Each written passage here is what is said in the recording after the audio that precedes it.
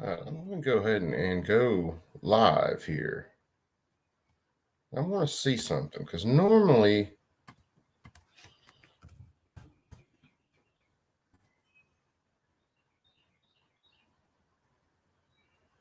now it's showing up. That was strange. Normally when I go to start a live like that, I can hang out for a little bit and my stuff will pop up on the tube of views. So I'm not sure why that didn't come up like it should have. Anyway, it's up now.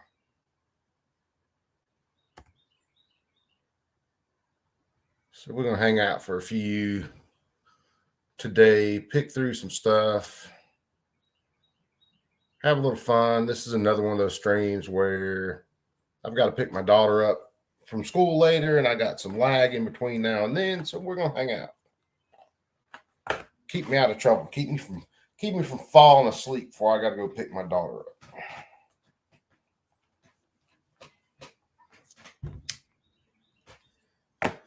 So we're gonna hang out and chill.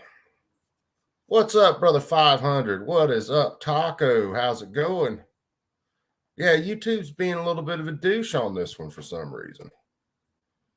So we'll see how everything goes.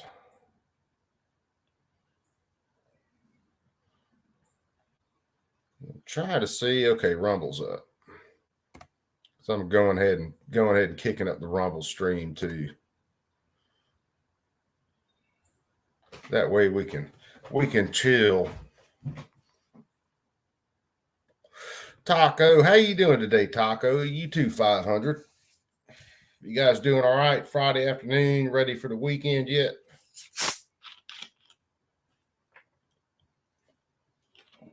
Ah, son of a bitch. I know I'm ready for the weekend. Although this week really has flown by. I've had so much going on. What's dinging me?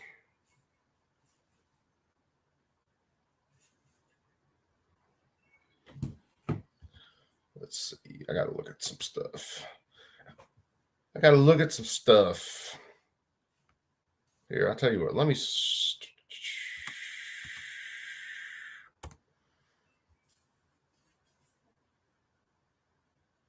Let's do this. We might as well kick the stream off.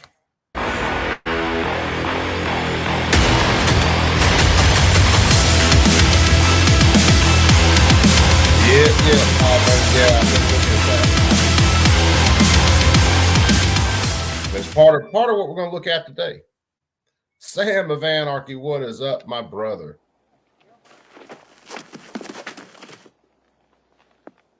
Hey, boys. Shit, look what I got here. Hey, where are the white women at? And just for fun.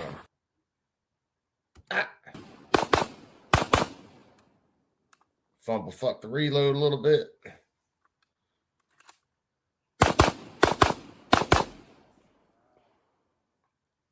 At least my splits on that weren't bad. Kind of screwed the reload a little bit.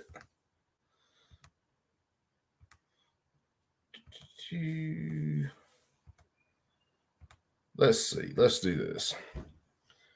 Let's do a screen share. Alabama legislature. Let's do this. Current bills.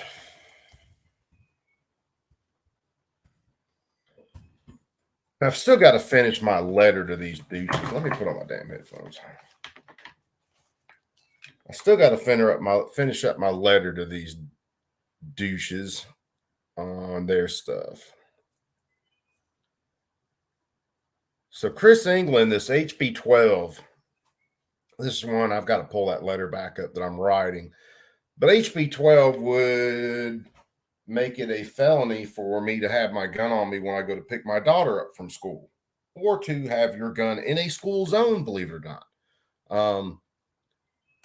The way this bill's written in the text of the bill, what's up, Waffles?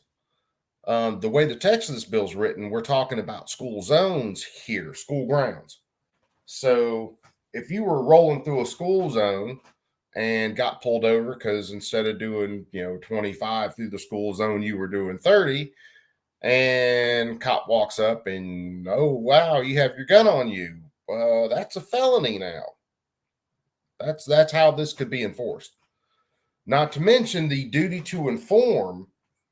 If you didn't inform the officer you got your gun on you, now you're catching 2 felonies, 2 for 1, baby. And yet, you haven't been a threat to anybody. You just sped through a school zone a little fast.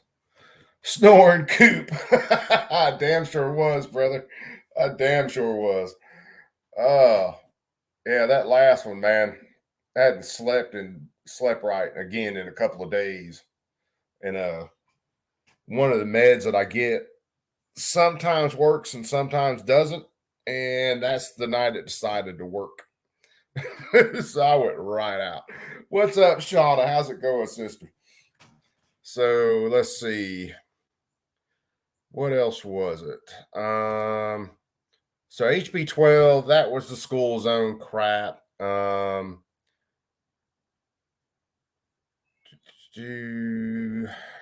no, HB 12 is duty to inform. HB 28 was to remove the exception for a permit and having a gun on school grounds. Ron Bolton here, this HB 64, this bill kind of pisses me off a little bit. So this is making it extra illegal for an illegal alien to have a firearm. Not that they've committed a crime with the gun, but to make it, period, if they had a gun, that would be a felony. Here's my argument with it. And I think I've said it on a stream a little while back when I was first looking at this. If you are so dangerous that you can't have a gun and you're here illegally, your ass should be deported. The gun should be the last of their worries. It should be, oh, look, he's dangerous. We're slapping him on a plane and we're going to play country, whatever, and roulette, and he won the trip to Zimbabwe. Sorry, you are no longer going home to your own country. We're just we're dropping you off in Zimbabwe. Hope you can make it back. Shit like that. So my point really is, if they're here, even if they're here illegally, they still have, if you believe in a natural right to self-defense, they have a natural right to self-defense. What's up, Warsaw? So even if they're here illegally, if they have a firearm for self-defense, which is highly likely in a lot of cases, so what? I really don't care. As long as they're not out shooting and gangbanging with that gun and killing people, I think they have the right to self-defense. And some people don't like that stance. But hey, if they're so dangerous that they can't have a gun, again, they don't need to be in the country in the first place. So this is Alabama, Warsaw. This is some of the stuff I talked about on the stream a little while back, and I'm getting to the point where I'm trying to finish this letter. And we might actually make some calls to some Congress critters today. See if we can get someone on the phone. Because the last few times I've called, you can't get anybody on the phone. Well, you might get a secretary who takes a message. What's up, Polska brother? What's happening? So let's see. What was the next one down? Barbara Drummond. Well, guess what? This is a safe storage bill. They're trying to be a little bit goofy about it, saying, well, if a kid had brought a firearm to school, well, then they're basically going to charge the parents with an offense, with a felony. And if, of course, if something bad happened with the firearm, then the parents are going to get charged further. Overall, it's ridiculous. baby, we live in Alabama where in an area, especially, which I wouldn't care which area it was in, where kids 15, 16 have their parents' permission to hunt or go shoot anytime they want.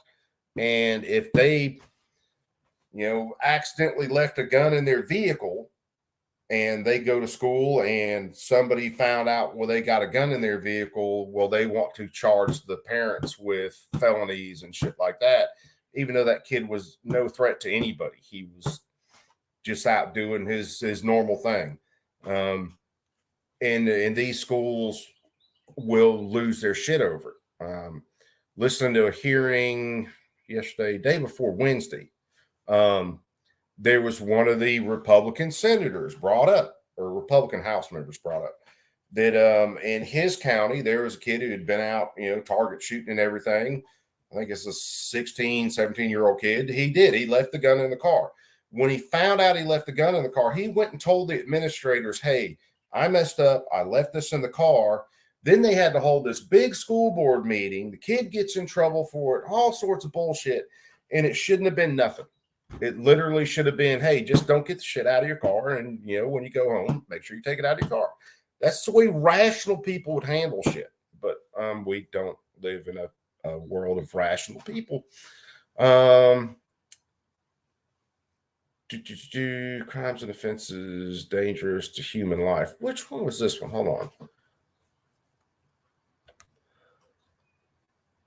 Pull up this. So, relating to firearms, section code, establish criminal list of offenses, deemed felonies, dangerous to human life, to provide enhanced criminal penalties for possession. So this is part of this, I think, is this database Alabama was supposed to come up with when we went to permitless carry, to where felonies were supposed to be entered into this database, and it'd make it easier for, say, a police interacting with somebody to see whether or not someone was a felon. Commission of felonies. So they added a bunch of stuff. I have to read the whole text of the bill. Enhanced penalties for possession of brandishing.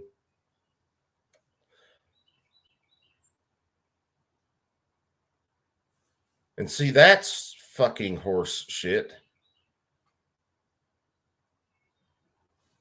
Because the way that could work is if someone was a threat to me and I pulled my gun, told them, hey, you better back off, and they call the cops instead of me and go, he was threatening me with a firearm. Well, I'm going to get charged with brandishing, and that's more criminal offenses. They possibly charge me with assault too for that.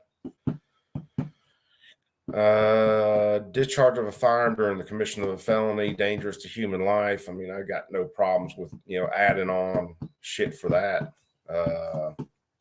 To provide for prohibitions on the possession of a firearm by certain individuals, released on bond or no. See, that's horseshit. If they're released on bond, that means they've been charged. They have not been convicted. That's horseshit. Personal reconnaissance for certain underlying criminal offenses, to prohibit the possession of a firearm by certain individuals convicted of felony dangerous to human life under certain conditions, to provide criminal penalties for a violation, to make in connection therewith, purpose or effect requirement, increase expenditure of local funds. Yeah, that's where they get into some of the financial end of it. But I'm going to throw this bill on the pile of horse shit too, just for a couple things I read there. And like I said, I have to read the whole bill. See, Barbara Drummond, she was a fucking safe storage. Now, this bill by Mac Butler, I believe,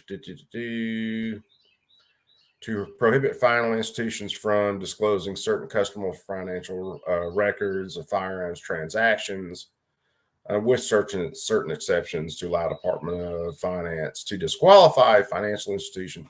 So this one basically said that if a financial institution would not do business with firearms manufacturers or companies that the state couldn't do business with, and that's part of this bill. So that part I see is pretty good. So we'll chalk up maybe a half a point for an actual decent one.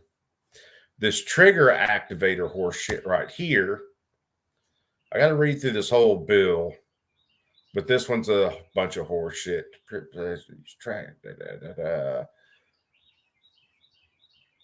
of Alabama. Now, see, this is the part where it got into to further provide for duties of a law enforcement officer during the investigatory stop involving a firearm.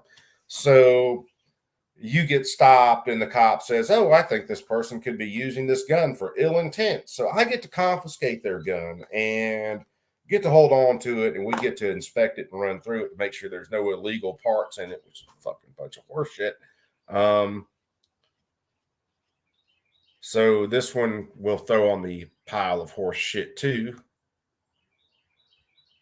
What they're trying to do with that bill is like block switches. They're trying to make those embedded into state code as well as federal so that they can charge with state offenses instead of it having to go to federal, because sometimes federal doesn't want to deal with that. They'd much rather be shutting down honest FFLs. This is a risk protection order down here, which is HB 126. So red flag law. And then Chris Elliott, this was another bill for the firearms database. I'll have to look through that one all the way, but it's a bunch of horse shit. So let's see. Let me open up.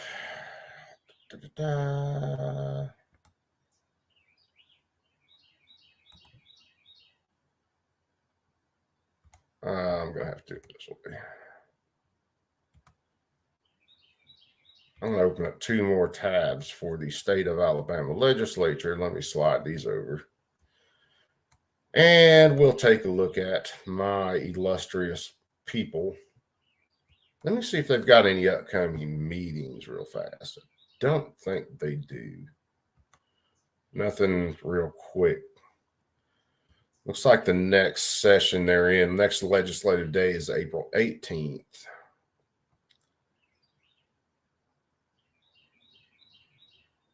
And they've got a judiciary meeting there, the Standing Committee for Judiciary, but do they have an agenda? No, they're not showing an agenda for it, so they can spring anything in there that they want to spring.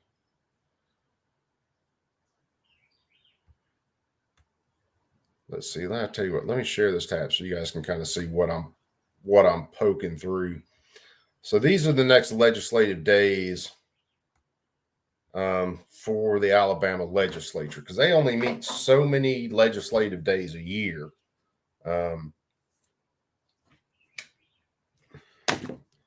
Let's see. See what we got on the agenda for this. So electronic. So that's all elections stuff for that meeting. Banking. I wonder if that one bill is going to come under banking. Countrywide, civil systems, regulatory board.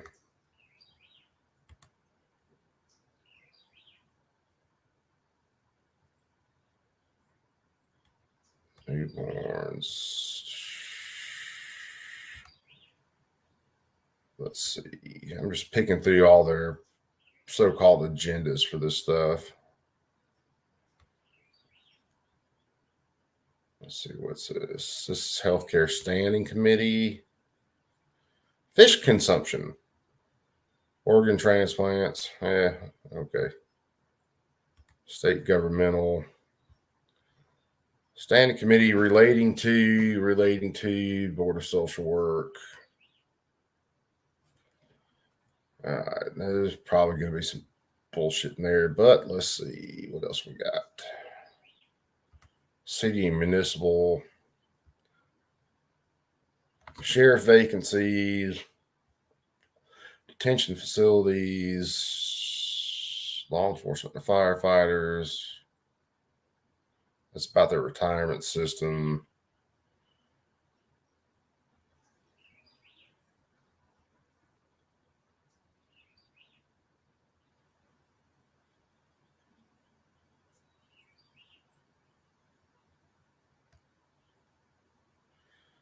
Let's see, ways and means.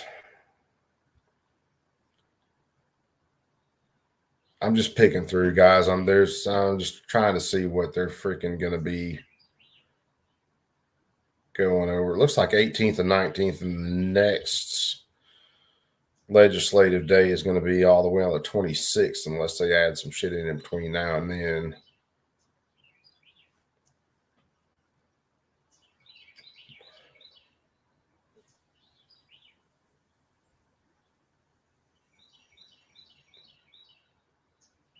But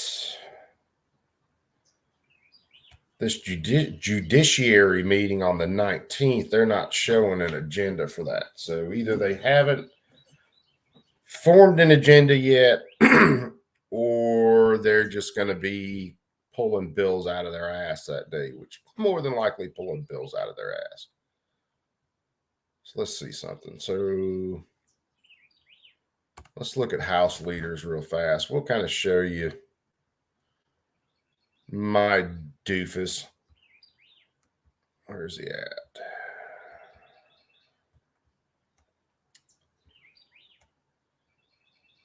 This dude, England, is the one pushing this school bill where he wants to remove any kind of protections for someone that might be carrying their gun in a school zone. Who knows? We might give him a call. So Barry Fort, this is my numbnuts here. Yeah. So who knows? We might give Ford a call. Let's see. Let's look at Senate. I'll show you my senator, Mr. Beasley, right here.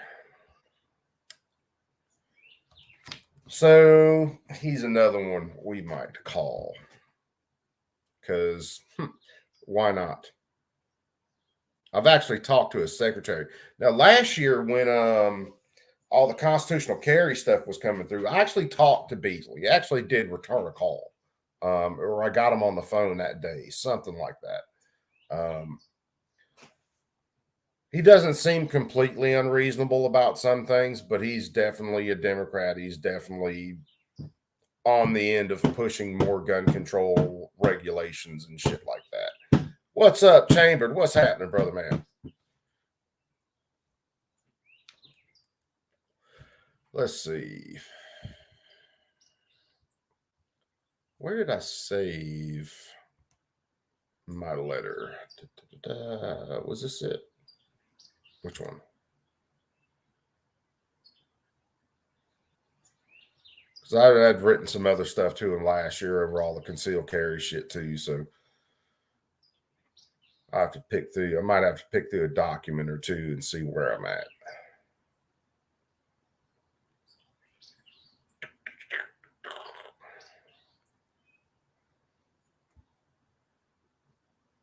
And let's see whether I've got, because I'm going to have to add in.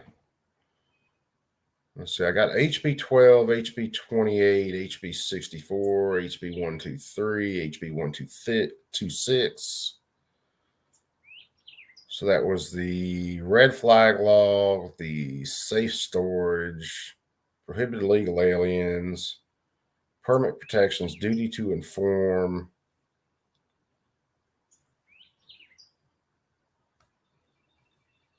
So all that's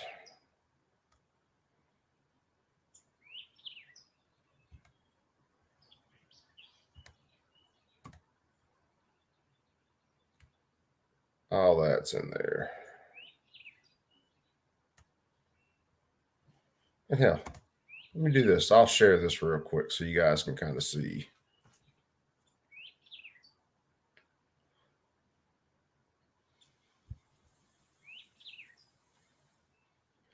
Wasn't even a good book either. That's funny. Let's see. Can I just pull it up there? No, it's going to have to. I'm going to have to do it this way. I have to stop that screen share. Go back to a screen share.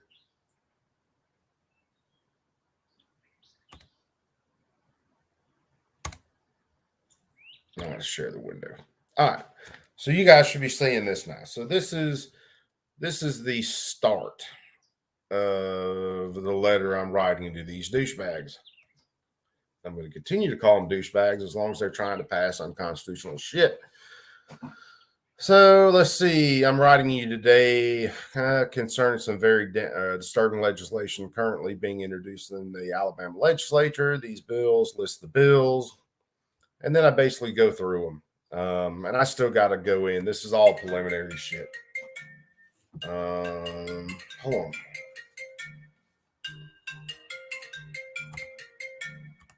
Let me mute this for a sec.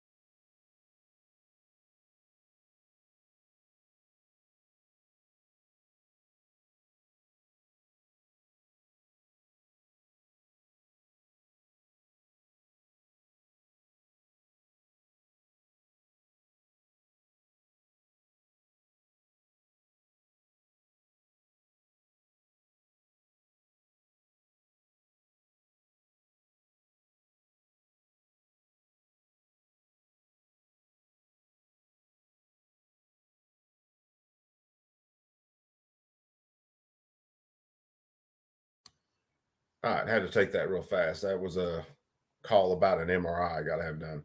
Mike McClune, what's happening, brother man? So let's see.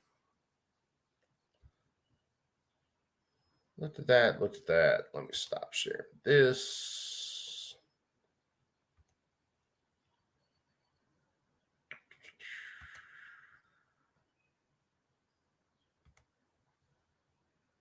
Which one do we want to do? Let me do some scribblage real fast.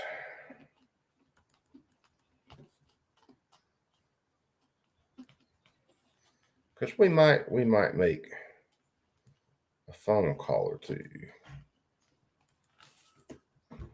Let's see. That's Fort.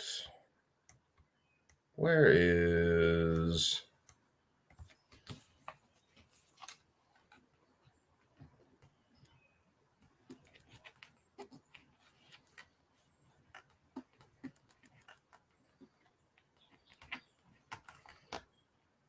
We're going to harass some senators. Oh, well, Congress people too. 503. Because I want to look through. Let me see. Who was one of these other idiots? England was sponsoring two of those. Bolton. Barbara Drummond. Let's see where Barbara Drummond's at.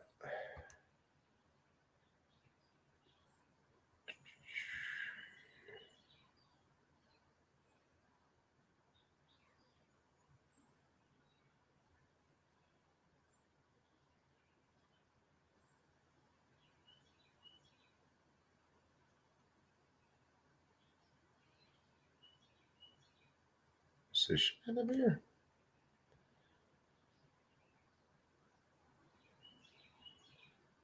Oh, that's Barbara Boyd. Yee.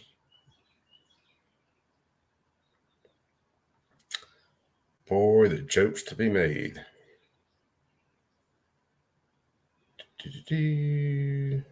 There she is.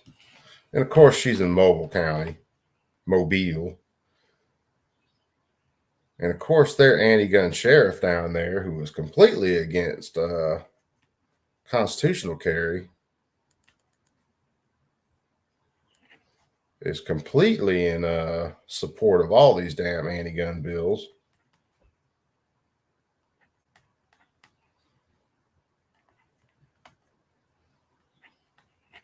Matter of fact, that sheriff down there in Mobile County, his deputy sheriff actually spoke out in support of constitutional carry. So he fired the dude, even though that guy had been a deputy sheriff down there or a deputy chief for a very long time.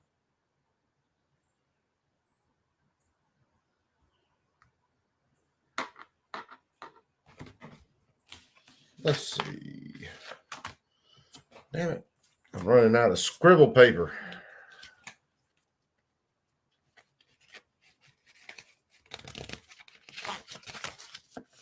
Tell you what. We'll use this.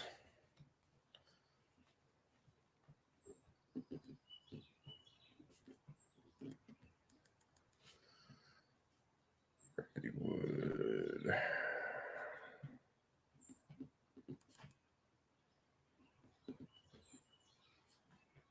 234.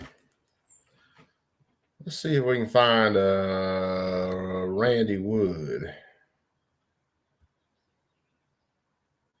But yeah, I think we're gonna have a little fun this afternoon. We're gonna call and harass the natives a little bit.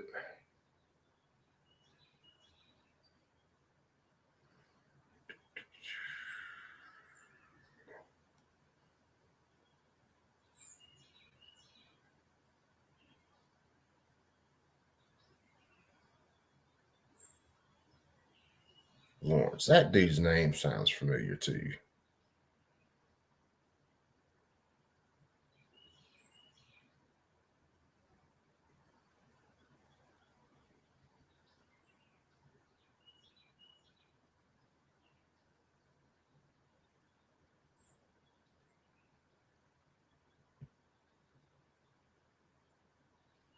I'm just taking time to look through some of these because some of these cats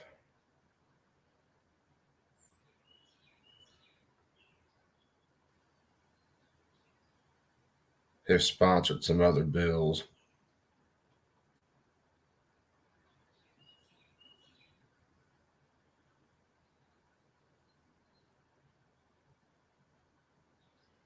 Randy Wood, this is the man right here.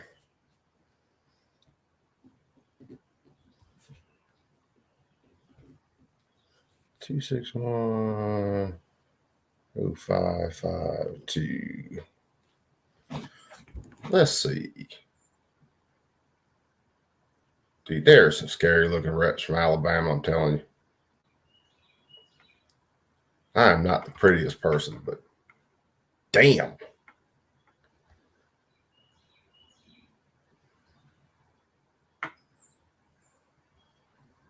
That's all I got to say.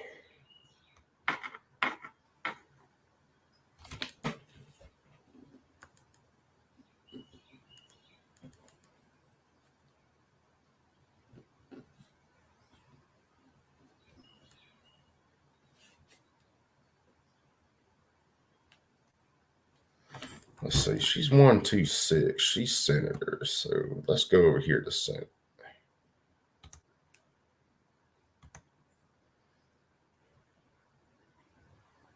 Let's see. I got Beasley's number written down.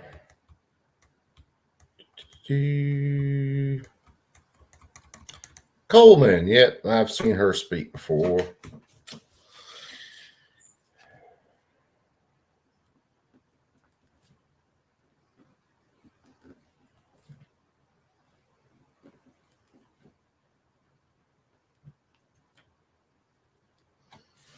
Six, 2, 3, 4. England was.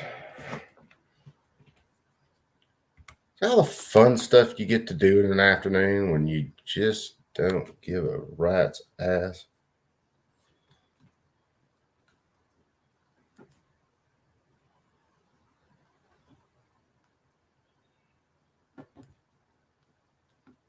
Well, actually, I do give a rat's ass. That's the reason I'm doing this. I just don't give a rat's ass about their feelings.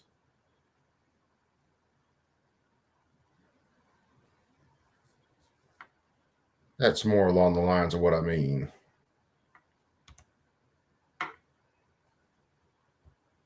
Da, da, da.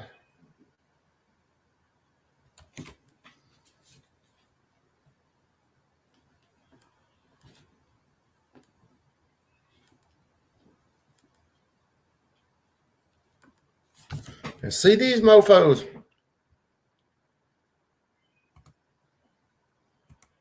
I have to see whether I can find the hearing. Since yeah, Sam, I got some bad back issues, man, and I just got to go in for another MRI. So I'm trying to get a couple procedures done. Actually, I'm trying to get surgery done, but arguing with insurance companies and shit like that, and then they're trying to look at doing this other shit. So I got to go in for another MRI. So always fun. Da-da-da. Wonder if we can get old Beasley's office on the phone. I'll stick this on speakerphone. We'll have a little.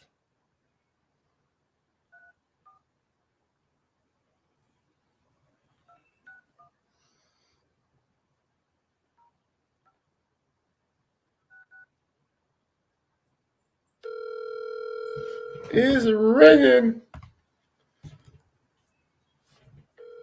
Yeah, it'd be nice if they get it fixed up. I've had them ever since I was a kid, so.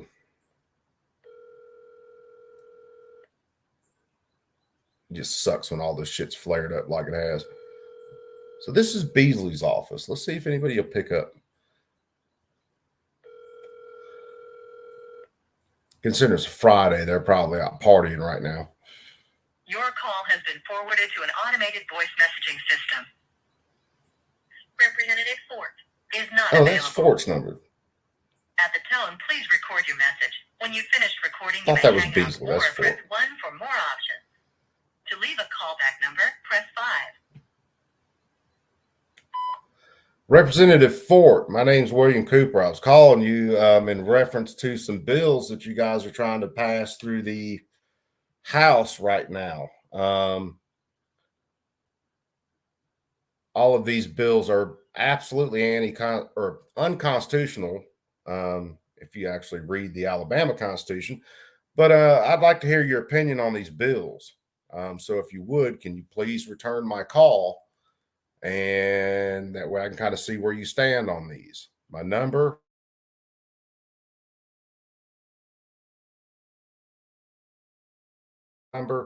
But I do live in Seal, Alabama. I just have not changed my number in years. So if you would, please give me a call back. Appreciate it.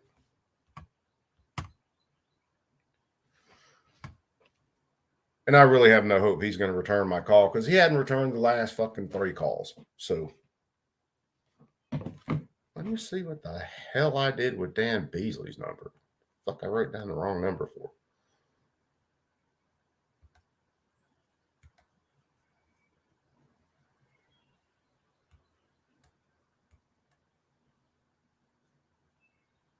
Oh, Beasley's Senate. Fucking numbnuts.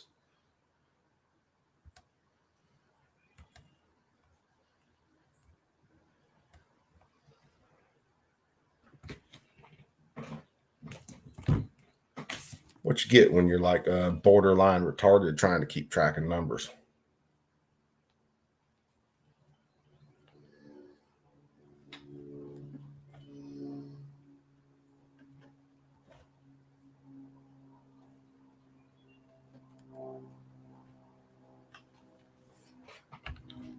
All right, so let's see.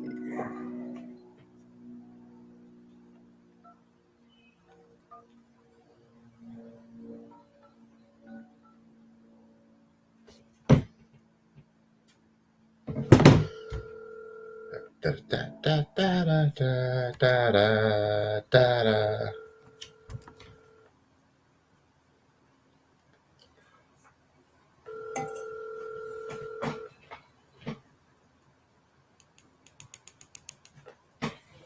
You have reached Aretha Ivy in the office of Senator Linda Coleman Patterson, considered Billy Beasley. Leave a message and I will return your call as soon as possible. Thank you and have a nice day.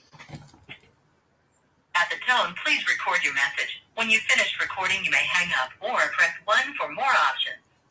To leave a callback number, press 5. Yes, again, this is William Cooper. I was calling to reach out to Senator Beasley to see where he stands on some of the firearms bills that are trying to pass through the Senate right now. I'd really like to speak to my senator to see where he stands on these things.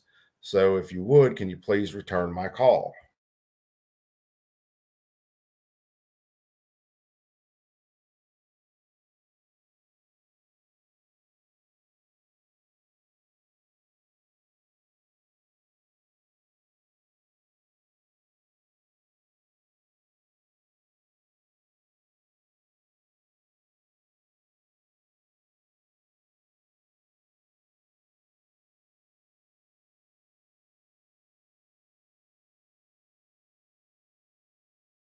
All right, so left him a message. Who are we going to go with next? What guys want to call England? I don't think I've ever tried to call this cat since he's not from my area, but he's definitely trying to make me a felon. So let's go call him.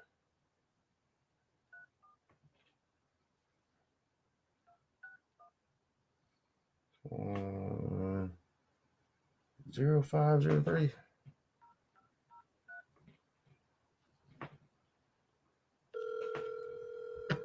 La da da da da da da da da da da.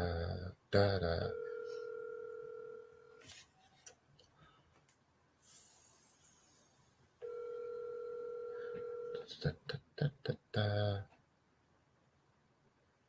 They probably all did like I did. They got off early on a Friday and were like, woo.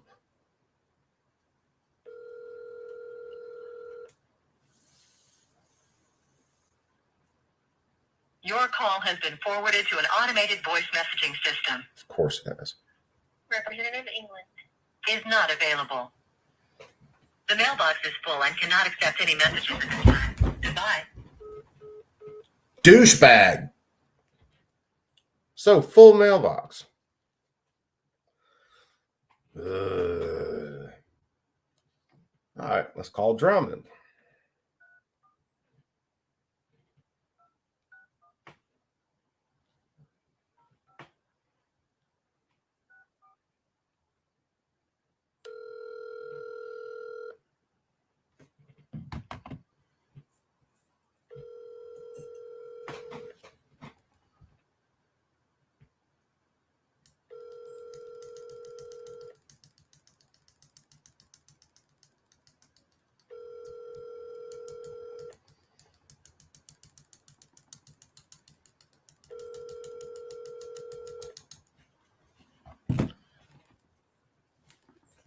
Your call has been forwarded to an automated voice messaging system. Representative Drummond is not available. The mailbox is full and cannot accept any messages at this time. Goodbye. How are you going to represent a state? People in your state. When people in your state can't even leave you a message when you won't pick up the goddamn phone, if your mailbox is full.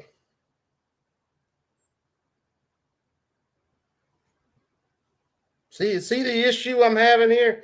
What's up, Jason? Much love, brother man. All right, who we calling next? Let's go with Mr. Randy Wood. Let me pull up Wood's bill real fast. I want to look at that real quick. Introduced. Let's share this tab. This is Wood's bill. HB 234.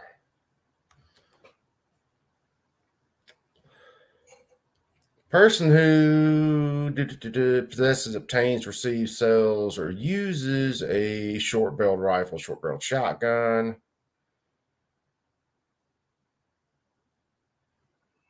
Under existing state law, a person who possesses, obtains, receives, sells, uses a short-barreled shotgun, short-barreled rifle, short-barreled shotgun is guilty of a Class C felony,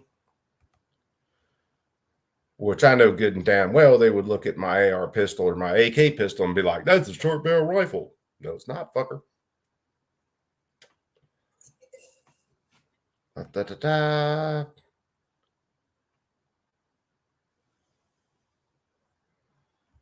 Let's see. Bill would prohibit possession, sale, use of a trigger activator that is designed and intended to allow a firearm to shoot more than one shot with a single pull of the trigger, and will provide criminal penalties. This bill would further provide for the duties of a law enforcement officer during an investigatory stop to provide that when the officer takes a firearm, I have issues there, or part or component of a firearm into temporary custody, in addition to other requirements provided by law, the officer may only return the firearm or parts or components thereof that are lawful. So, hold on. You're telling me that the officer gets to confiscate my shit when he knows nothing about them and gets to sit around inspecting them? Constitution of Alabama, general law, purpose and effect will require new or increased expenditure. That's about expenditure of funds. This is about a voting exception. I'm sure it goes into like a 2/3. Yeah, 2/3 vote. So this is the actual bill itself. Last amended to prohibit possession and use of a trigger crank, a trigger activator, provide criminal penalties. So last time the Alabama code was amended for firearms, or this part of the code was amended in 75. Requirement, new increased expenditures, be it enacted. So this is where they're getting into the edits of the law here. The way they do their bills is a little screwy. So this, for purpose of this division, the following terms. Why they strike shall there, I don't really know, because shall is an affirmative when it comes to legal. Shall means it is, it has. Have the following meanings unless clearly indicated otherwise. Firearm defined, rifle, which their stuff, designed, redesigned, intended to be fired from the shoulder, made or remade, energy of explosive.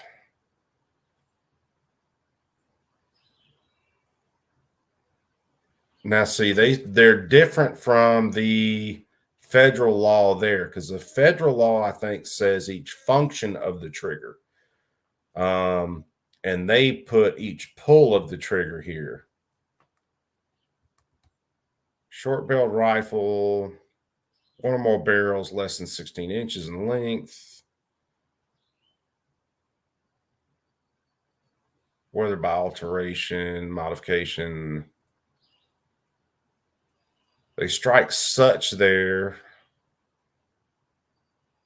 if the weapon is modified, has an overall length of less than 26 inches. So they're a little different than Fed there, I think.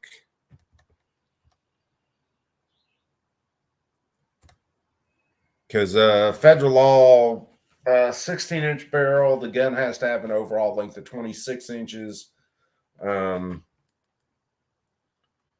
So they're not far from federal there.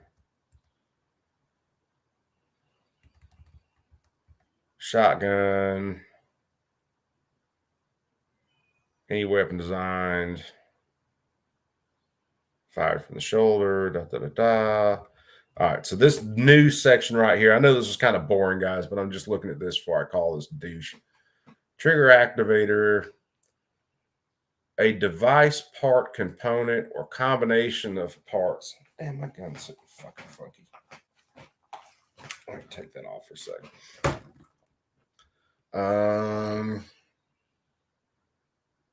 Shoot automatically, More than one shot. Okay, so they go to single function of the trigger here of a firearm to which the trigger is affixed so that the trigger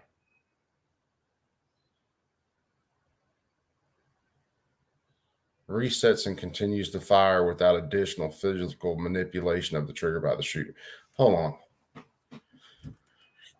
Read this. This is where this shit gets damn screwy in their definition sometimes. Allow an otherwise semi-automatic firearm to automatically shoot more than one shot with a single function of the trigger of the firearm to which the trigger is affixed so that the trigger, I'm sure, that resets and continues firing without additional physical manipulation of the trigger by the shooter.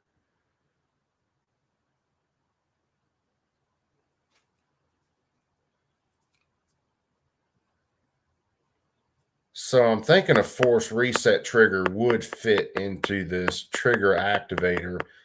But hell, if you've got a nice tuned trigger, I mean, how do they define additional physical manipulation of the trigger? And that's kind of left up to their fucking interpretation, which is really fucking screwy.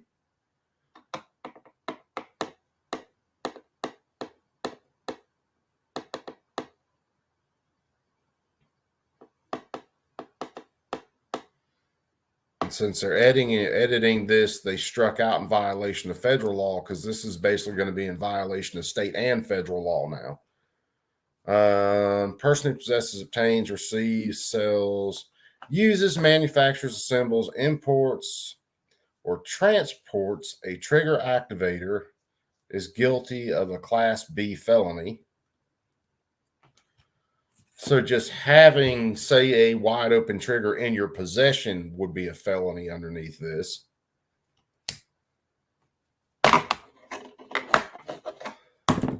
A person has a duty to inspect a firearm, including any device, part, component, or combination of parts attached to the firearm.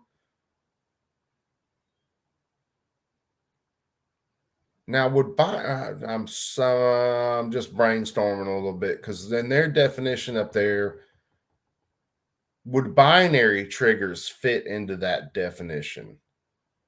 I'm sure they can try to shoehorn it in. Knowing these fuck nuts. Combination of parts attached before purchasing, selling, possessing, using the firearm to ensure the firearm, device, part, component, or combination thereof is not prohibited under subsections A or B. Person who possesses, obtains, receives, sells, purchases, or uses a firearm or trigger activator prohibited under sections A and B violates the duty prescribed in this section to inspect and sell, be deemed to have possessed the firearm or trigger activator knowingly. That's more than a little bit dangerous because if you buy a firearm someone else has worked on, everything can look good in there, but it could cause runaways. And then you would be in possession of this illegal firearm. So they strike section B. Well, they added in the other sections. They added in A and B, C. So now they had to swap this out. Strike B. This is now section D. This section does not apply to a law enforcement officer in the course or in connection with his or her official duties. So yeah, of course they give the fucking cops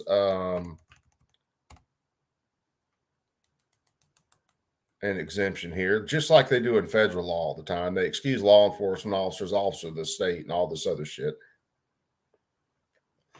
Nothing in this section shall be construed to prohibit a person from manufacturing, importing, selling, offering for sale, possessing, receiving, transferring, or transporting any item for which the person is in compliance with the National Firearms Act, which 26 USC, that's, all your NFA requirements or other applicable federal law. So that's where they cover GCA and all that.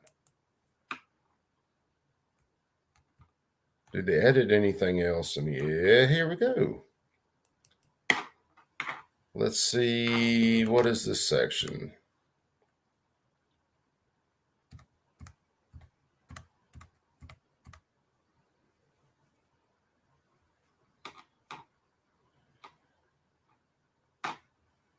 Because it's always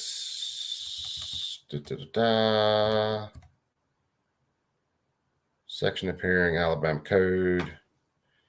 If at any time during an investigation, a law enforcement officer acting in the lawful discharge of the officer's official duties has reasonable suspicion that an individual is engaged in criminal conduct, reasonably believe is necessary for the protection of the officer or individual, the officer may temporarily take custody of the firearm. So that's where this is falling in. So this is all about the officer taking possession of the firearm. This is existing law. This stuff's been in here. So what do they edit though? The law enforcement officer shall return the firearm to the individual before discharging the individual from the scene if the officer determines that all of the following are fulfilled. The individual is not an immediate threat to the officer individual or any other individual.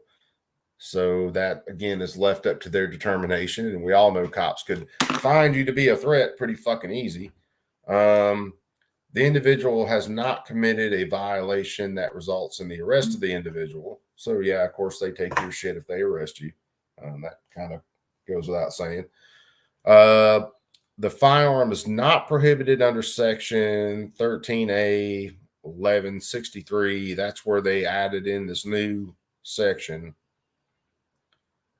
If the law enforcement officer is unable to determine whether the firearm or component parts are prohibited under section yada, yada, yada, the officer may retain custody of the firearm or parts or components for not more than 48 hours to make a determination.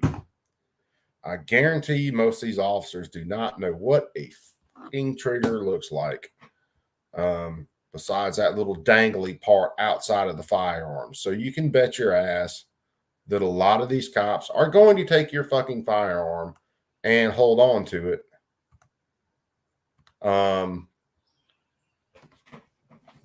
And then determine whether or not any parts in there are illegal. Yeah. Now, Waffles up there in that one part of it, it talks about unless you have these special licenses, the right proper FFL license. So, yeah, it sounds like, if you've got your shit registered, then Alabama, as far as I know, as long as you got your shit registered, whether it's a machine gun, suppressor, all that shit, Alabama's got no issues with that. Matter of fact, I know you can look up on ATF statistics and you can see broken down by state which states have which number of NFA items. And right now, I think Alabama has at least a couple of thousand registered machine guns. So they've got their exceptions for that. My problem is with this trigger activator bullshit. It really, really sounds reading that they could lump in force reset triggers, and it really sounds like they could lump in binary triggers with that. Like they could shoehorn those in. So that's why I wanted to read that. And let me flip down to that section.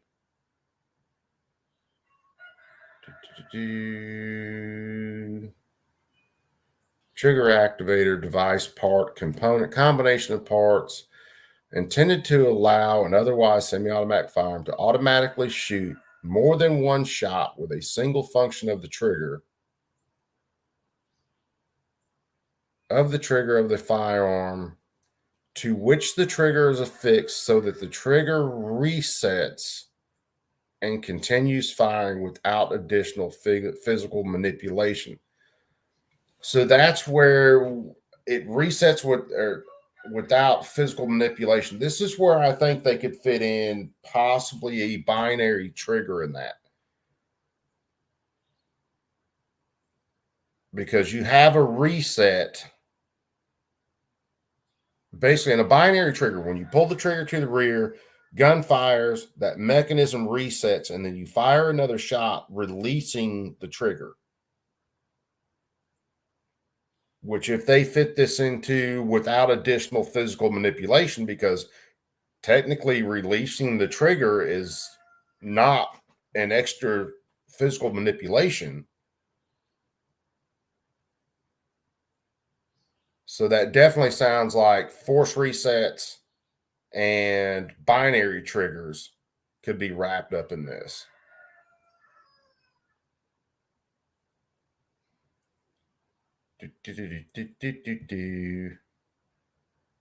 See, if they had just went with the definition, the textual definition of a machine gun in this,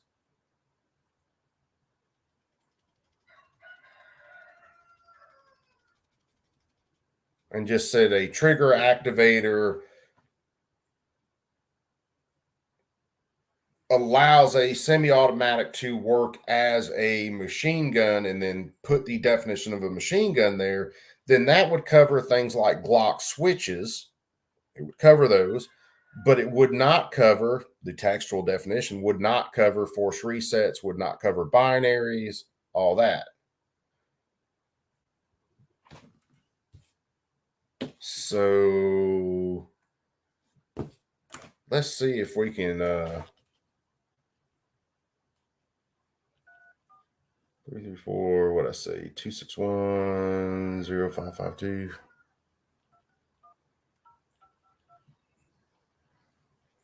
Let's see whether we can get Wood on the phone. Hey, Wood.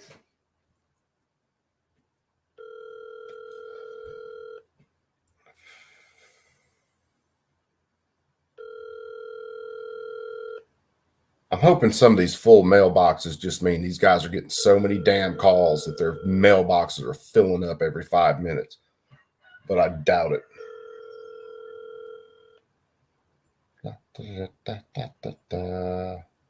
Your call has been forwarded to an automated voice messaging system. Representative Wood is not available. The mailbox is full and cannot accept any messages at this time. Goodbye.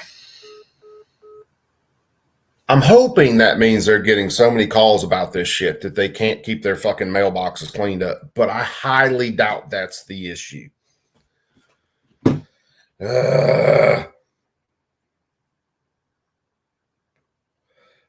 Yeah, Crow, you're right about that. A 976 number would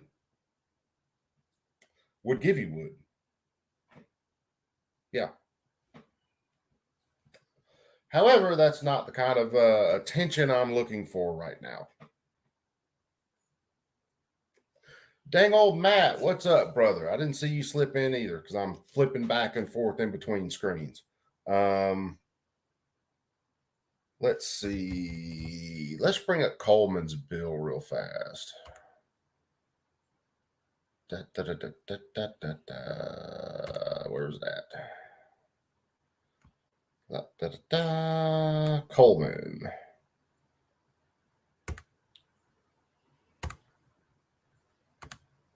So let's look at Coleman's bill. So this is the red flag bill.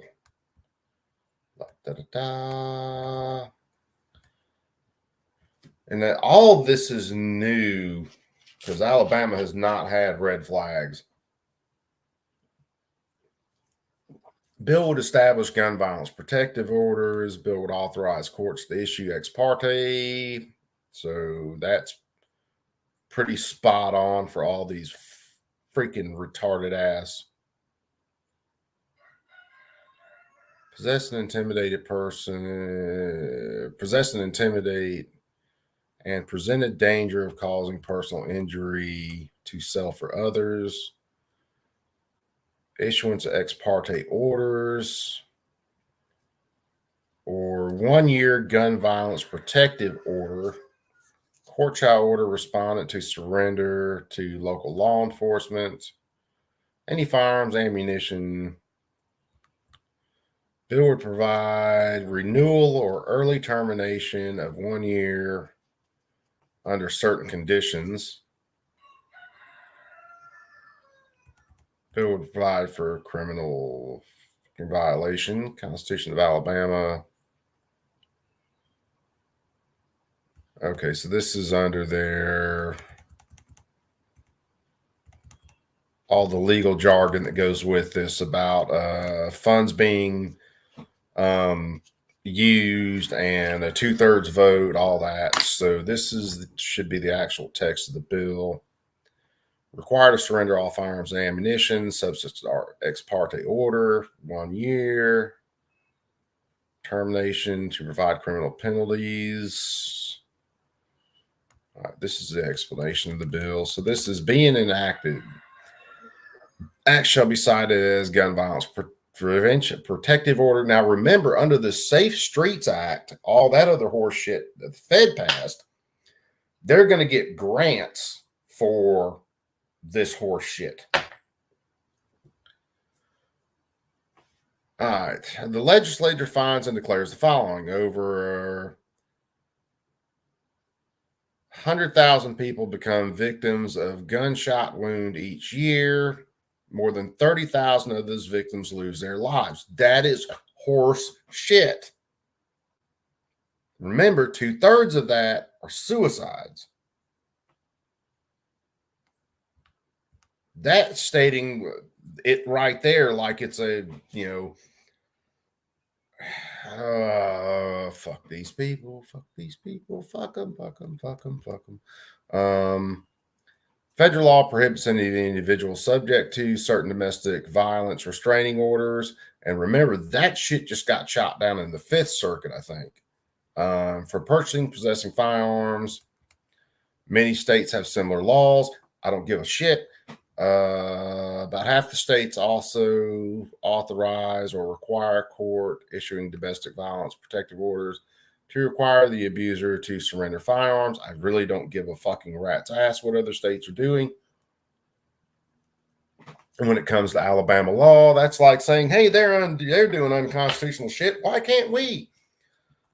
Act modeled after existing domestic violence laws, firearms under provisions. Oh, here's where we get into it. Studies have shown that an individual who engages in certain dangerous behaviors is significantly more likely to commit an act of violence towards himself or herself or others in the near future. Where's your research? These behaviors, which might include other acts or threats of violence, self-harm, abuse of drugs or alcohol, they can throw that in on anybody, serve as warning signs that the individual might soon commit an act of violence. Under federal law, individuals suffering from mental illness is not prohibited from purchasing and possessing a firearm unless he or she is involuntarily committed, which is true, to a mental institution, found not guilty of a crime by reason of insanity, or undergoes some other formalized court proceeding. Similarly, individuals committed a violent act towards another under federal law until after he or she has been convicted of a felony or domestic violence misdemeanor, which is true. But this sounds like the buildup to say, and we don't want to have to wait for all this court shit, so we're just going to fuck them beforehand.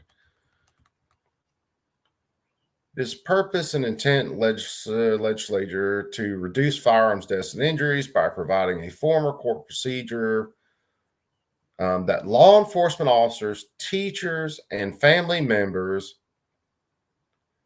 may use to obtain a court order that prevents an individual who possesses or poses a significant danger. Yeah, because law enforcement officers would never inflate the danger, and we all know that all of our teachers are fine, upstanding individuals who would not blow the lines out on anything. And family members, yeah, them sons of bitches would never lie on you.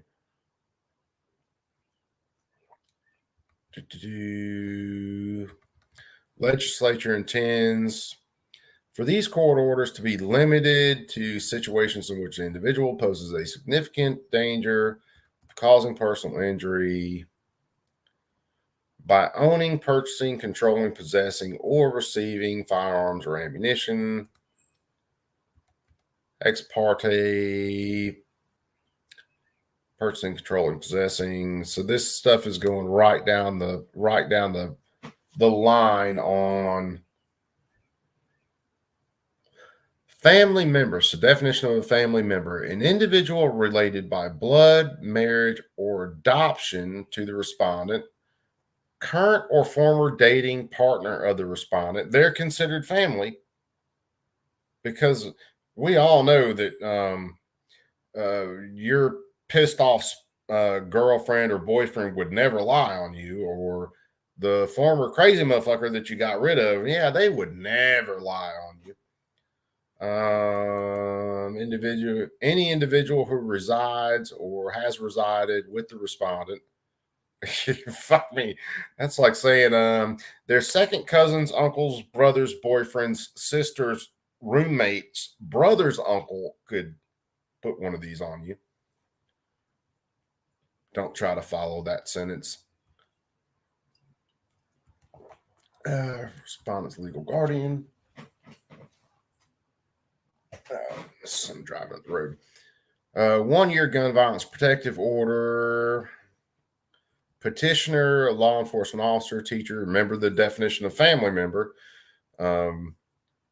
of the respondent who files a petition pursuant to Section 4. Respondent, individual, teacher, a teacher, school administrator, school counselor, college professor, student teacher, safety or resource officer, or coach of respondent. Again, that's a very wide definition there. Petitioner may seek to filling out a verified petition on a form. Petitioner shall set forth the grounds for the issuance, shall describe the number, types, and locations of any firearms or ammunition presently believed by the petitioner to be possessed and controlled by the respondent. So, I mean, they could basically state his house is full of guns. Petitioner shall, existing domestic protective order in effect governing the respondent, and whether there's any pending lawsuit, complaint, petition, or other action between the parties under the laws of the state. Court administrator shall verify the terms of existing order governing the parties. The court may not delay granting relief because the existence of a pending action between parties necessary for verifying terms of an existing order. Granted, whether or not there is pending action between the parties. A petition for a gun violence protective order may be granted whether or not there is pending action between the parties. If the respondent is alleged to pose an immediate present danger, family, target of a threat or act of violence by the respondent. Yeah, I could see some arguments in between myself and an ex, which could have definitely led to shit like this. Petitioner shall make good faith effort. This is where they give them the out. The petitioner shall make a good faith effort to provide notice to any and all adult family members of the respondent. The notice must state the petitioner intends to petition the court for a gun violence protective order, and if the petitioner is a law enforcement officer, must also include a referral to relevant domestic violence and stalking advocacy or counseling resources.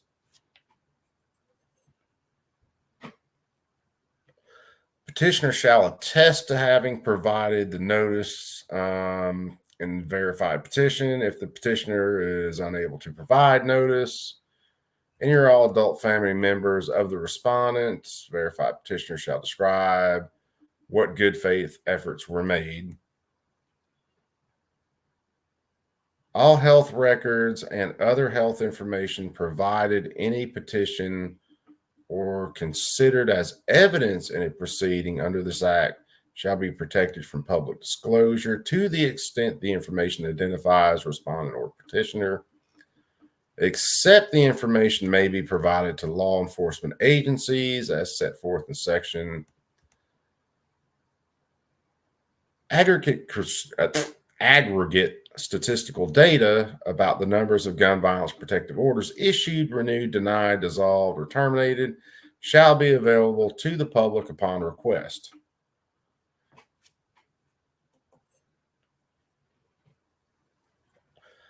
Upon receipt of the petition, the court shall set forth the date of a hearing within 14 days, regardless of whether the court issues an ex parte gun violence protective order. If the court issues the ex parte gun violence protective order, notice of the hearing shall be served on the respondent with the ex parte order. So you don't know shit about this, and then the cops just show up on your door. They serve you with paperwork and say, hey, by the way, we're coming to take all your fucking guns. Notice of hearing personally served on the respondent by a law enforcement officer.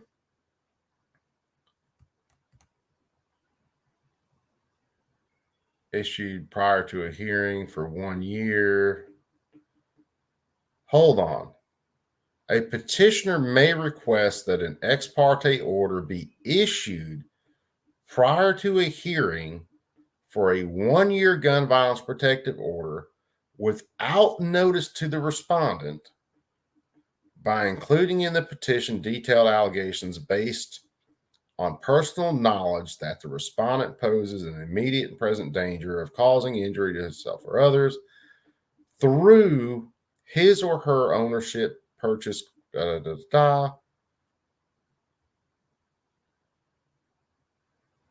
So read that again. A petitioner may request that an ex parte order be issued prior to a hearing for a 1 year gun violence protective order without notice to the respondent. So, to read that right, a petitioner may request that an ex parte order be issued without notice to the respondent, and then by including in the petition detailed allegations based on personal knowledge. This is another out that they give these assholes if they are pressing this shit against you. Well, it was my personal knowledge. That's what I thought. Court shall issue or deny ex parte, which you know they're going to fucking issue, the same day that the petition is submitted to the court, unless the petition is filed too late in the day.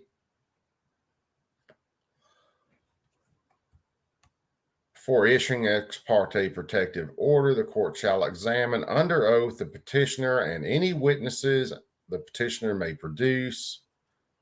Court may also do the following: ensure that a reasonable search has been conducted of all available records to determine whether or not the respondent has any firearms or ammunition.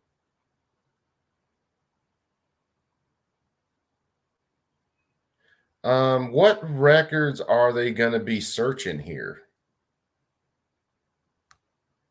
To ensure that a reasonable search has been conducted of all available records to determine whether the respondent owns any firearms or ammunition. Again, what records are they going to be searching here?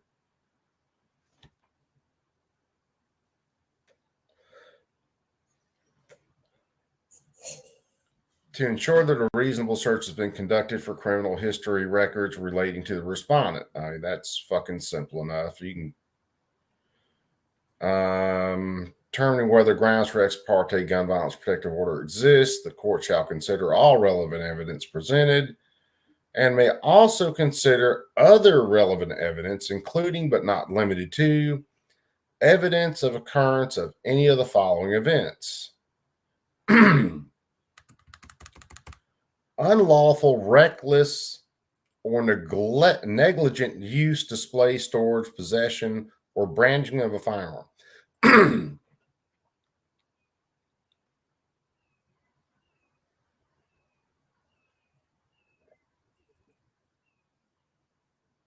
So these bastards, the unlawful and reckless, unlawful. Okay, there's some pretty good background for stuff like that. Reckless, people could say any number of different things done with a firearm are reckless. Negligent use, display, storage. So, hey, you're not storing your fucking guns right here, buddy. Gotta love these motherfuckers, I swear. Act or threat of violence against self or others, whether or not the violence involved a firearm. So, act or threat of violence. So you could be arguing and tell someone, you know what, you just need to be punched in the mouth right now. Well, that's a threat of violence. Even though you weren't going to do it, you just told them they pretty much needed it.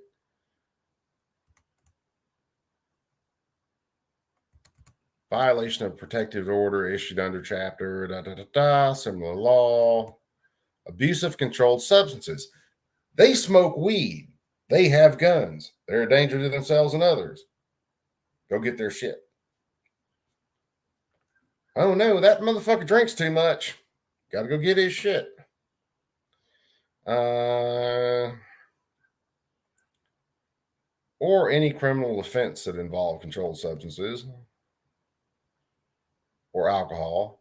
So you could have a misdemeanor charge for some bullshit that wouldn't affect your firearms right normally, but they're going to throw it in here. Recent acquisition of firearms, ammunition, or other deadly weapons. So all you have to do is recently purchase firearms, ammunition, or other deadly weapons. You buy a fucking knife. They're going to use that as grounds. Court shall also consider the time that has elapsed since the occurrence of any event described in Section D. Court order finds reasonable.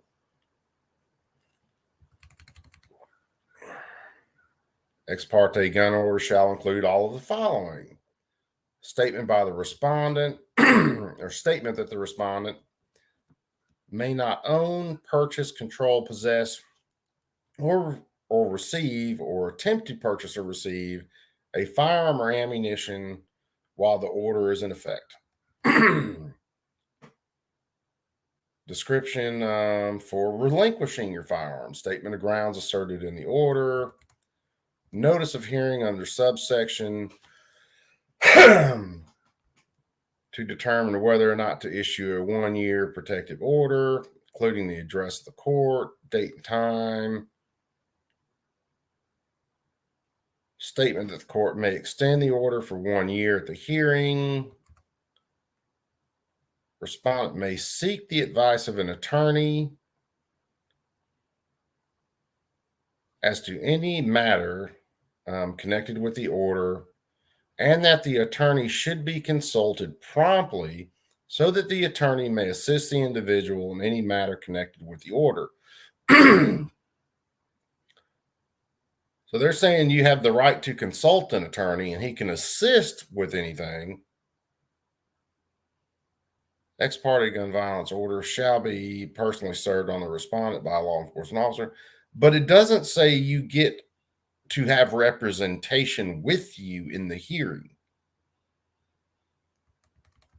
So yeah, you can consult a lawyer. You can write some shit up to try to fight this, but yeah, that some bitch ain't coming with you to court.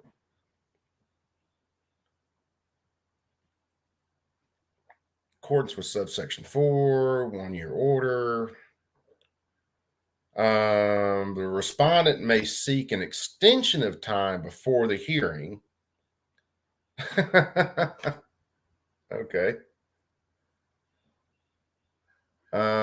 Court shall dissolve any ex parte gun protective order in effect against the respondent when the court holds a hearing. Petitioner requesting the 1 year petition, detailed allegations, personal knowledge. Prior to hearing for 1 year violence protective order, court shall do both of the following: ensure that a reasonable search has been conducted of all available records. That's the same thing that was up top. Ensure the reasonable search has been conducted for criminal history, determining whether or not to issue 1 year, consider all relevant evidence, but not limited to evidence of events identified in subsection D. Court finds, here it is. So they ain't got to necessarily prove shit factually. It's a preponderance of the evidence.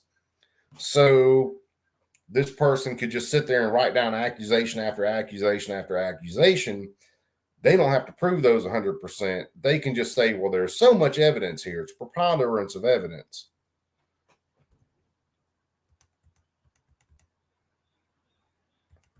Statement by respondent. All right, description of requirements for relinquishment. They went through that up there. It's the weird way they do these things. Sometimes it's all of it's kind of reiterated in at least 2 places. And again, a statement that the respondent may seek advice of an attorney to the matter connected with the order. Okay, if the respondent fails to appear at the hearing and the court determines that a 1 year gun violence protective order shall be issued, the order shall be personally served by served on the respondent by a law enforcement officer.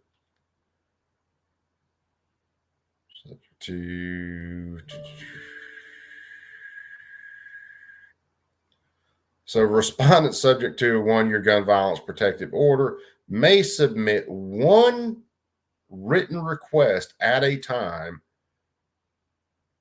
during the effective period of the order for a hearing to terminate the order. Oh, gee, you get to petition the court to get your rights back.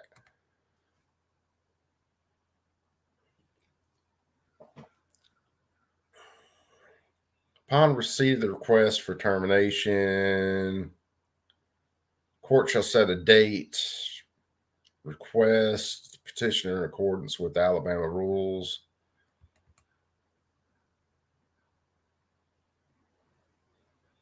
So regardless of your request, whenever they finally set a date, it's going to be no sooner than 14 calendar days.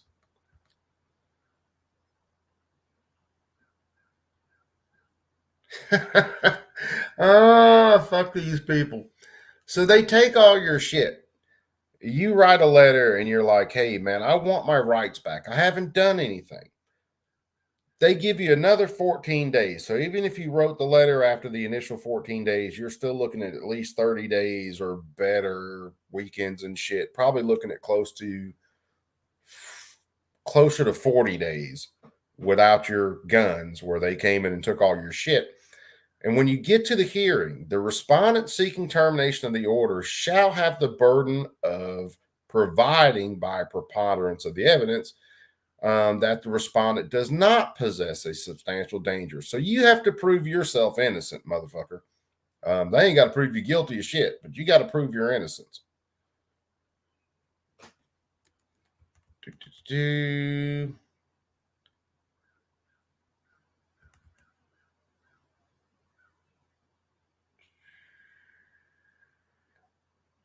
All right, a petitioner may request a renewal of the 1 year gun violence protective order at any time within the 3 months before expiration of the order. All right. Court after notice of hearing may renew. So they can just keep continuing this shit by preponderance of evidence.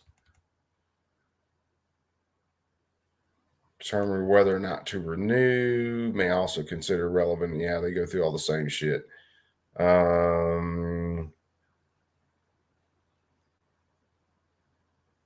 Termination of the order, hearing, issuance of one ex parte, local law enforcement officer. All right. A law enforcement officer serving a gun violence protective order shall request that all firearms and ammunition belonging or in the custody or in control of the respondent be immediately surrendered and shall take possession of the firearms and ammunition that are surrendered. Law enforcement officer serving a gun violence protective order may conduct a lawful search for firearms and ammunition. So, yeah, they go look through your house for your shit. So hope you don't have anything else that's kind of on the line of legality, because they're going to be looking for it.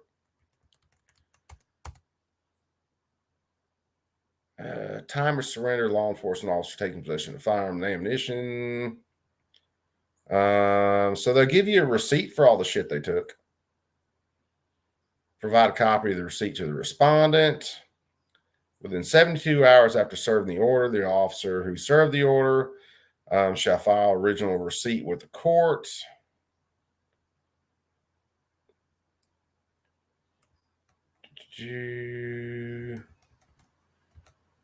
If a petitioner has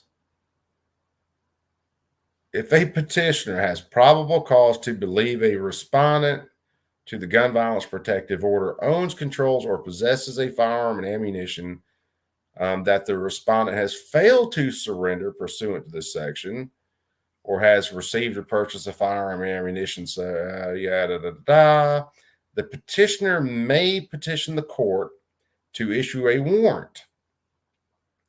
The petitioner shall describe the firearm ammunition, where the firearm ammunition is reasonably believed to be located, and the court may issue a warrant upon finding of probable cause. So now this petitioner can go during this order and say, hey, I think he might have got another gun. He's probably got it underneath his bed. So they press another warrant on you.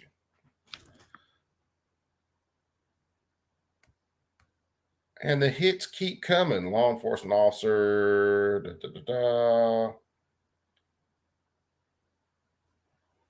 The law enforcement agency may charge the respondent a fee not to exceed the reasonable and actual cost incurred by a law enforcement agency for storing the firearm or ammunition surrendered. So not only do they take your shit, they charge you for storing it.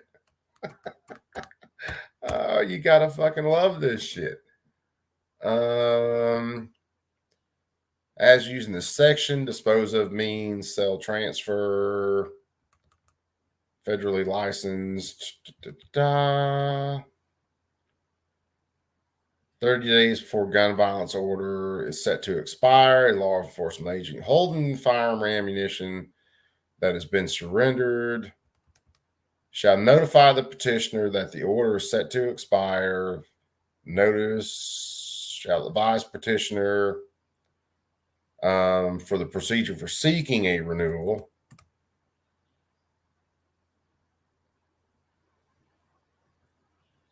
Law enforcement holding firearms and ammunition has been surrendered pursuant to Section 8 shall notify the respondent that he or she may request return of firearms or ammunition.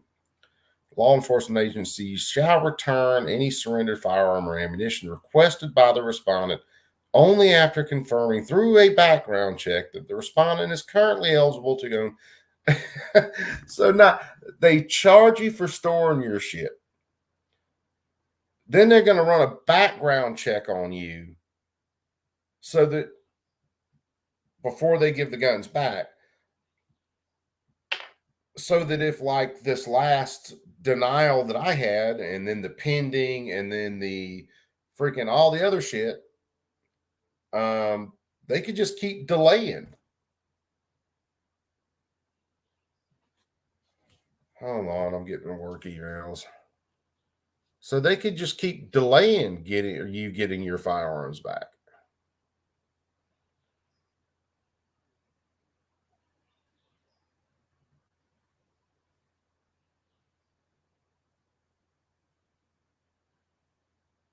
Okay, so yeah. Cool deal. So they got some stuff that we were having problems with at work. They got that shit fixed finally.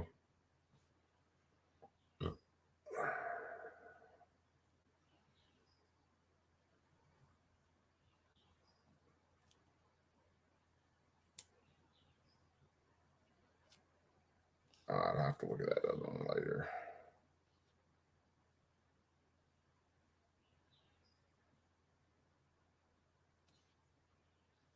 All right. So so then they can keep screwing with you on that.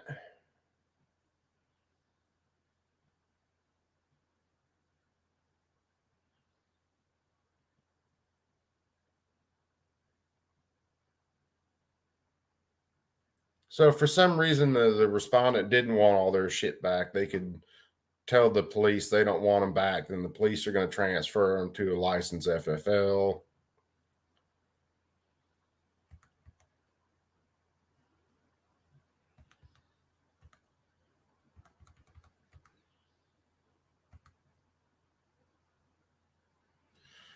If an individual other than the respondent claims title to a firearm or ammunition surrendered pursuant to Section 8, the individual is determined by a law enforcement agency to be the lawful owner of the firearm or ammunition. The gun or ammunition shall be returned to him or her.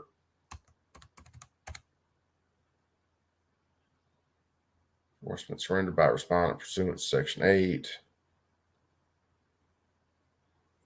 On a law enforcement agency holding a firearm or ammunition that was surrendered by respondent pursuant to Section 8 may dispose of the firearm or ammunition only after 6 months from the date of proper notice to the respondent of the intent to dispose of firearms or ammunition, unless firearm or ammunition has been claimed by the lawful owner, remains unclaimed after 6 months. No penalty or no party shall have the right to assert ownership of firearms or ammunition, enforcement, dispose of. So if they keep your shit more than 6 months after the end of this stuff, they get to sell it.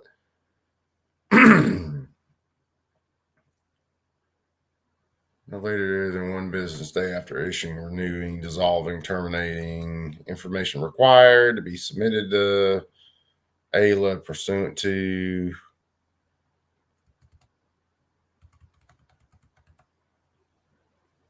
one-year gun violence protective order.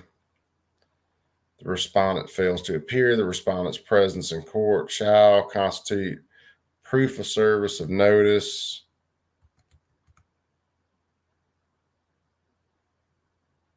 Who serves gun violence protective order shall submit proof of service to AILA. Information submitted, prescribed by AILA. Maintain searchable database of this information. So you get put in the naughty database in Alabama, and you stay in that searchable database.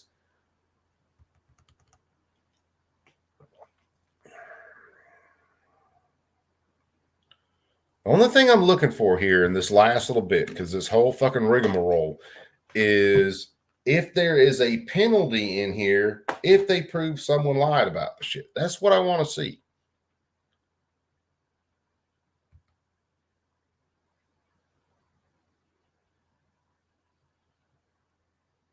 Okay, so here it is.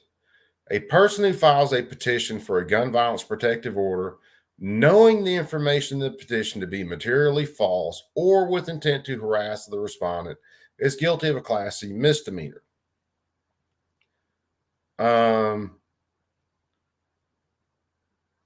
So how are they going to prove knowing here? This person could say, well, this is what I thought.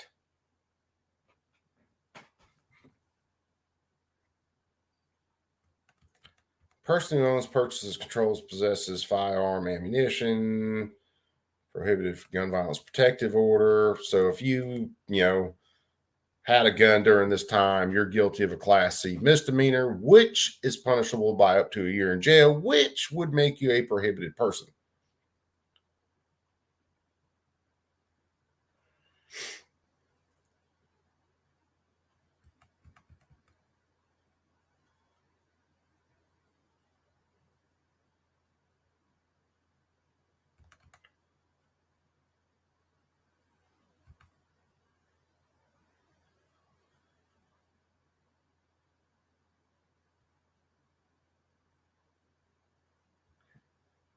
This act shall not be construed to impose a criminal or civil liability on any individual who chooses not to seek a gun violence protective order pursuant to this act. Purpose or effect, the requirement of a new or increased expenditure of local funds. The bill is excluded from further requirements and application under sections of the yada yada Alabama Constitution because of the bill defines a new crime or amends the definition of an existing crime. Act shall become effective on the first day of the third month following the passage. Oh boy, here we go.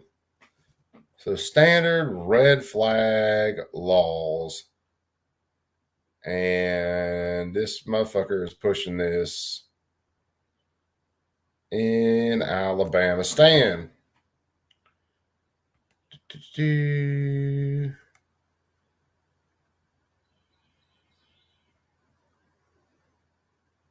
Let's see. Look up something else real fast.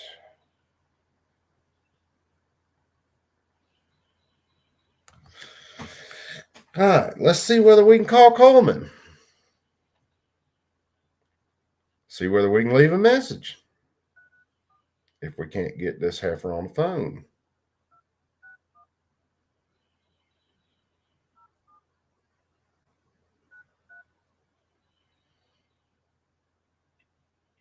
Hello, you've reached Tiffany in the office of Senator Andrew Jones. If you're trying to reach Senator Deborah Wagner or Ashley Hooper, you may dial 334-261-0887. Otherwise, please continue to leave a message for Senator Jones and we'll get back to you at our earliest convenience. Hold on. How did this? Let me check this fucking contact information again. That's telling me it's Senator Jones's office.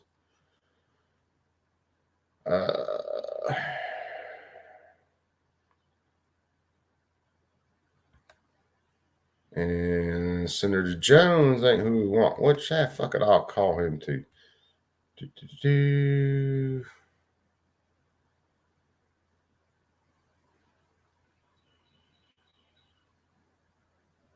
I didn't notice that before.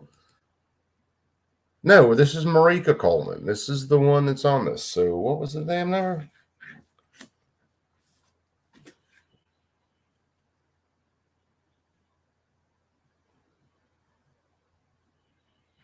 Okay, I wrote the fucking number down right.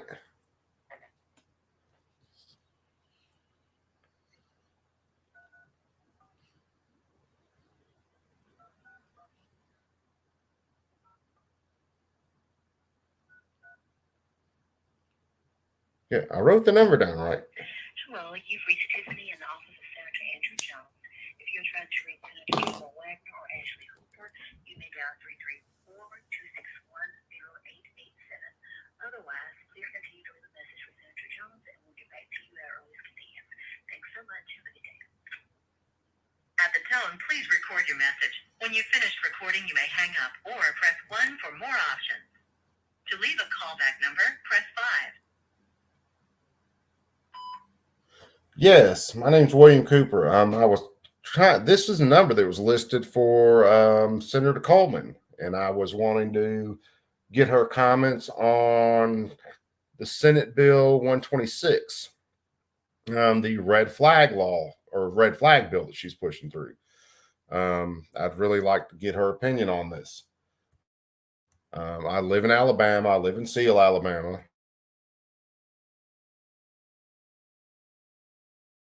I'd appreciate a call back.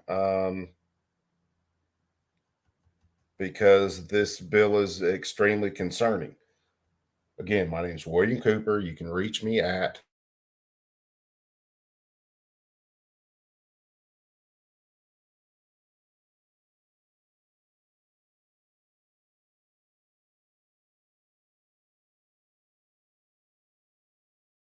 again, if you would contact me about this bill, the Senate Bill 126, the red flag law, which I find extremely unconstitutional by the Alabama Constitution.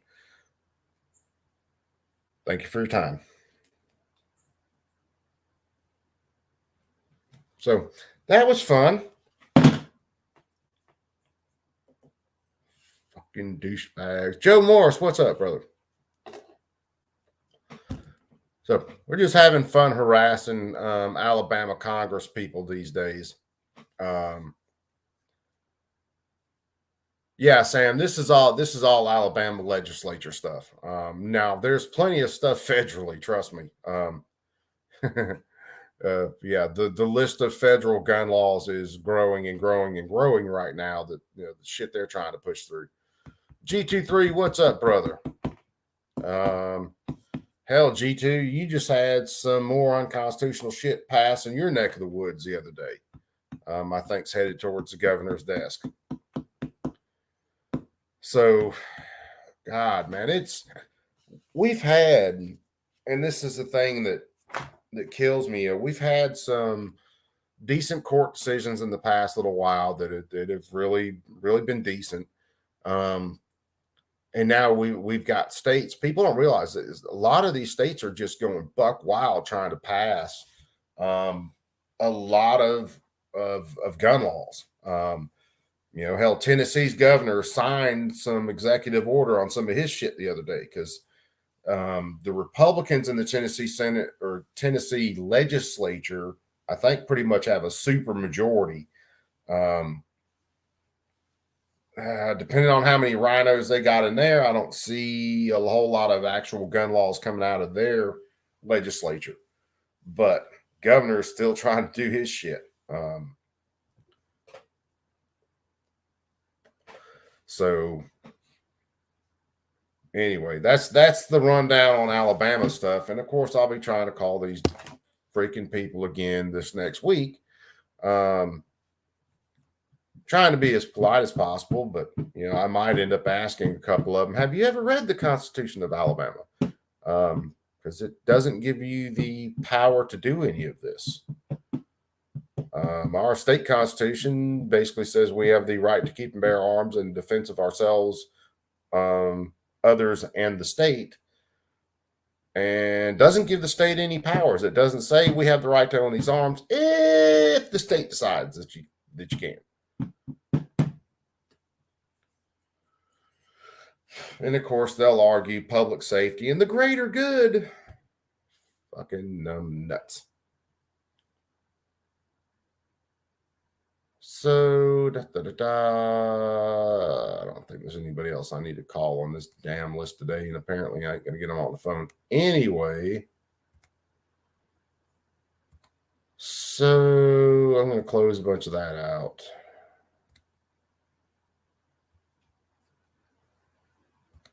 Oops, thought I closed out one too many tabs. I was like, to kill the stream. Most concerning bill doesn't get another hearing until May 2nd. Yeah. And of course, Michigan's getting hammered. My man 280U up there is neck deep in unconstitutional shit right now. So that's going to be court fight after court fight up there, and hopefully, hopefully they draw some judges who will actually look at their state constitution and be like, hey, no, all this is horseshit. Hey, Governor Whitner, you can jump on your little old broom, ride that bitch right into the goddamn sun, because you ain't doing shit else. Yeah, Washington is worse right now. Their assault weapons ban just got voted in this week, right? So that's headed to the governor's desk, and that motherfucker's going to sign it. He can't get his little fat ass to the desk fast enough to sign it. So, To say some of this shit is concerning is an understatement. Let's see.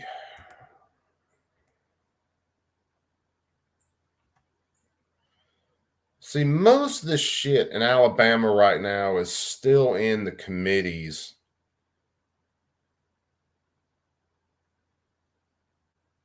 I'll have to watch that later. John Crump posted a update on day 4, the auto key card stuff.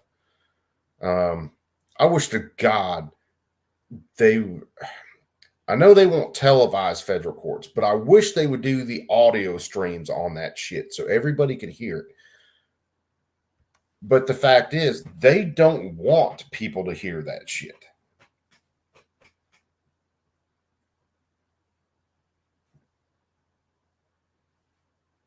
Yeah, brother, it's which who was saying it? Oh,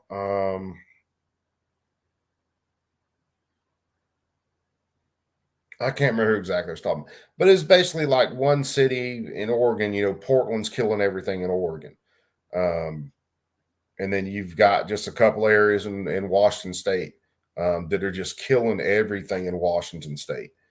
And unfortunately, the way people talk about Republican gerrymandering, these Democrats draw these districts up on purpose to where these cities get as much control over things as possible. They know how they draw these districts up. It's not just Republicans trying to gerrymander shit.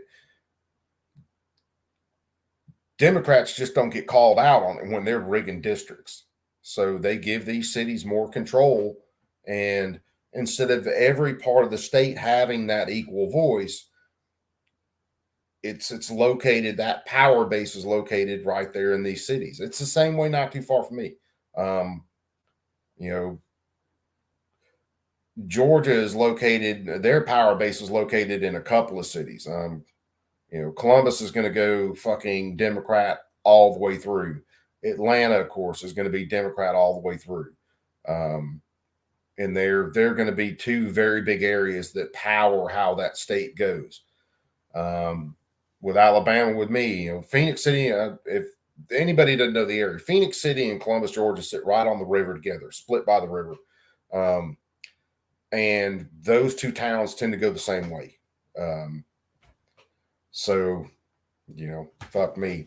Because Phoenix City is the largest city right here close to me in Alabama.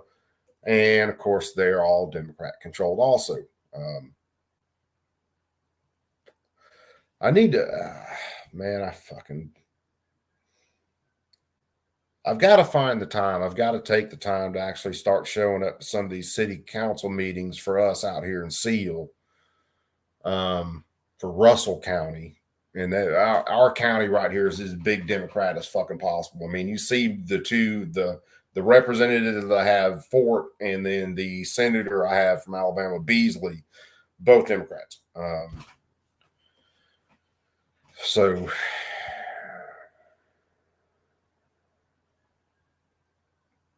yep. Yeah, Waffles, same turds, man. Those two towns are basically joined at the hip.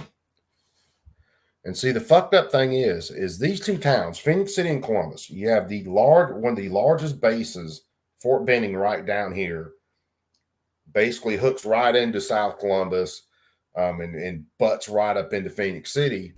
And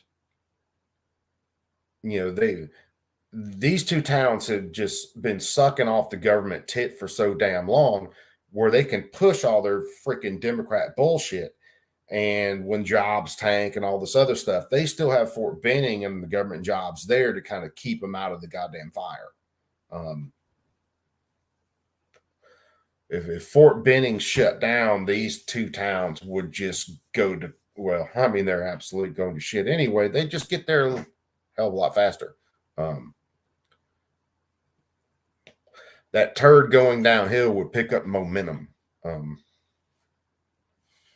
And hell, my county, right here in Russell County, we butt right up to Benning. I mean, I can be on the back gate of Benning headed into Fort Benning in, I don't know, 10 minutes maybe, somewhere around there. It's not long. And I'm cutting all back roads.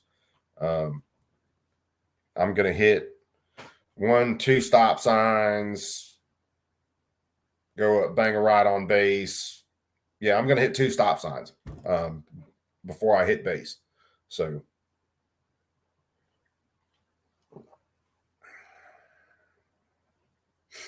yeah, dude. Dude, man, the strip clubs in this town that were going way downhill years ago when I was running them constantly. I'd hate to see him right now.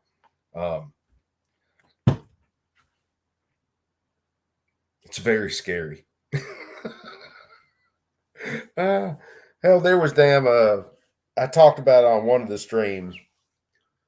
One of the big strip clubs down here on Victory Drive. Of course, Victory Drive runs right into Benning and runs right uptown. But these motherfuckers, they locked down that parking lot. They fired hundreds of rounds. It's been a few years ago. Hundreds of rounds. I don't even think they hit the fucking building. God knows where all those damn rounds landed. They locked down Victory Drive for, I know, about a day and a half collecting shell casings and evidence. And I don't think they caught anybody who actually did the shooting. Fucking town's a nightmare sometimes. So there's a couple of guys I know from fire departments and stuff, man. One of the stations down there where it's located at, they've been calling it Little Beirut for years because it sounds like fucking Beirut around that joint. About time the sun goes down.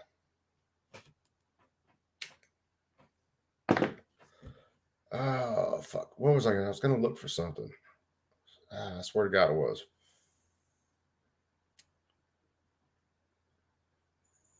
You know what? Let me pull up my other browser. Maybe I can jog my own damn brain because I was looking for. Let me check the shipping on something real fast while I'm at it.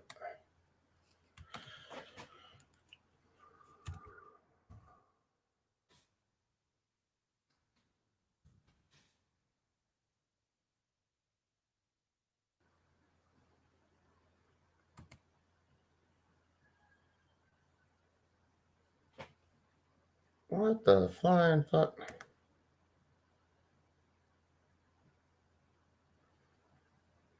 That's not what I wanted to look at.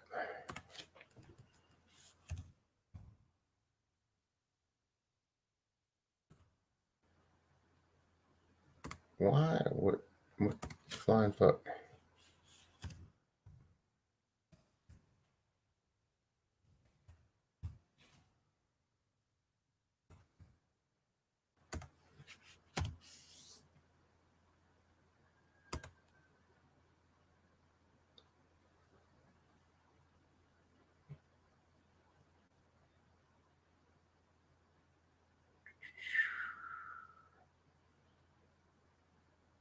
Fuck me running, man. Arrow precision is killing me right now.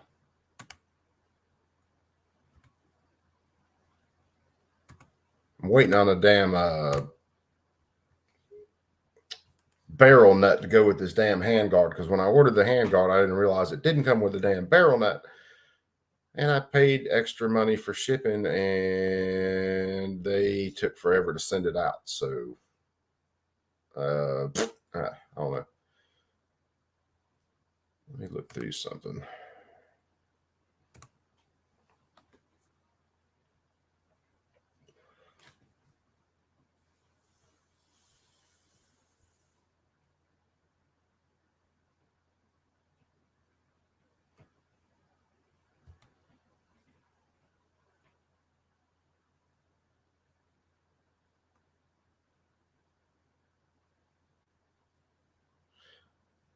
Oh, no, that wasn't the one I was looking for.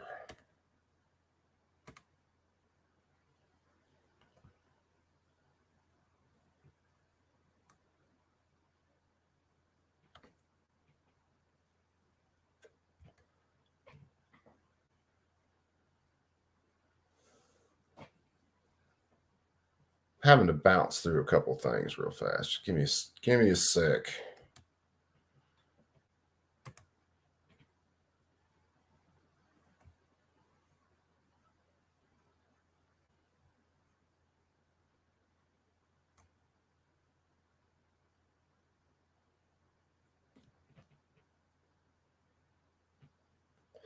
Oh, hold on. Did Bill Inslee?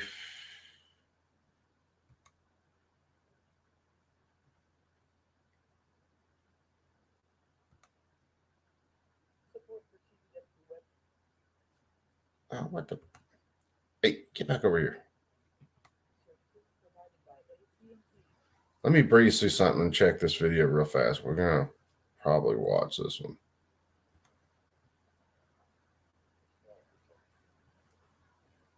Which bill was that?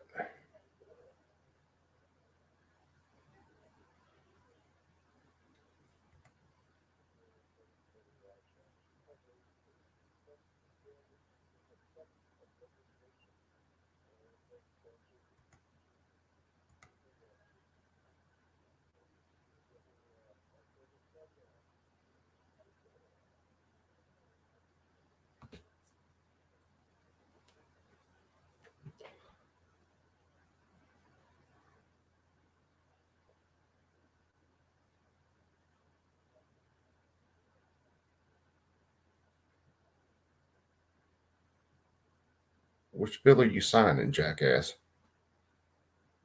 Because this is Billy. This is supposed to be this morning. Bill Ainsley signing a bunch of damn bills.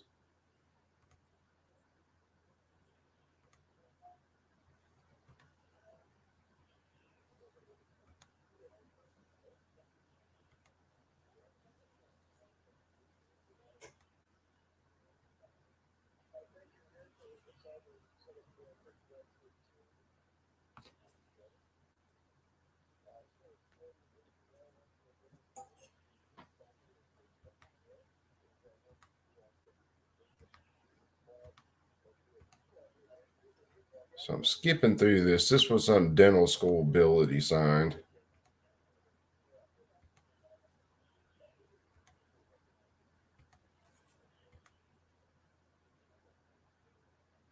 I'll tell you what, hold on. Let me do this. You guys can kind of see what I'm skimming through. Because I don't know whether he signed those gun control bills this morning or what exactly it is that he signed.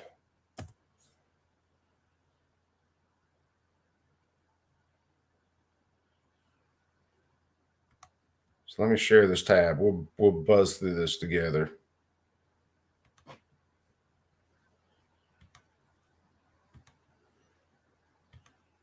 Support for TVW web services provided by AARP Washington. Watch how he gets all those little crowds together for each bill. Get her our favorite pen there. Thank you. Senator Warnick and Representative for years and years. So. Authorizes the whistleblower provisions of the Medicaid Fraud False Claims Act, which. Okay. Okay, go Cougs. Go Cougs. I found out about this when I became national chair. Yeah, I raise know. money here. For unemployment insurance that expands access to more workers experiencing unemployment. Their feathers are spaced, so they essentially affect the wavelength of light that can pass. It's Community Economic Revitalization Board. All right. Yeah. Okay. An incredible thing you're doing there. Hold on, you get this pen, Senator. Thank you. And we got Dominic over here who's services. I'm going to sign this bill, language access providers, investing in well-trained and services. Governor, I went to you. You're thinking about these things. Yeah. I lived in Tanzania for many years. I just needed a 9 till 2000. At the rear door. Hey, how you doing, man? Morning. Good. Oh, well, thank you for being there. That'll be fun. Ready whenever you are, Governor. This Senate Bill 5320, this creates additional pathways for trainees to become licensed electricians. This is a potential of job new. So I think you outstanding. Governor, Yep. Thank you. Good morning. And we have Sam behind you. Yeah, you should come. 3 years in a row. This makes technical corrections to the Washington State Main Street program which help that communities revitalize and sustain their beautiful downtown areas' image, heritage, and economies. You can get rid of all the homeless Ensure that people, the city of motherfucker. Vancouver can continue, or Cleveland, well, they did the whole. What about all the meth heads? This is Can bid do something with limit him? thresholds for public work projects at and regional universities and community and technical colleges. Quito, Charging port in Norway that they used on that electric but you upgraded. should take us out. Yeah. It was nice to meet you. Their potential earnings based on their degree choice and even an estimate of how much. So let's smile for a second. I'm on the committee. My office, I'm Nice to Kevin meet you. Gordon, my LA. Good to see you again, sir. Very Worker shortage that drew on retired folks to help us through. However, coming back to work meant that retirement benefits temporarily stopped for many. Shortage.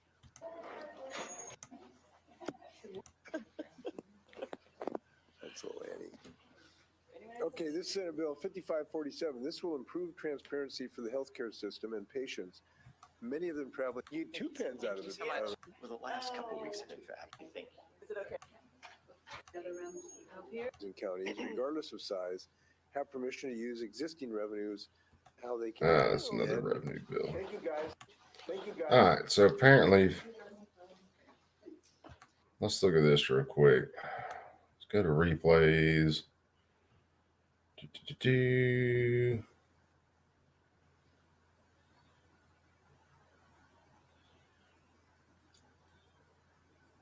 Finance legislative review.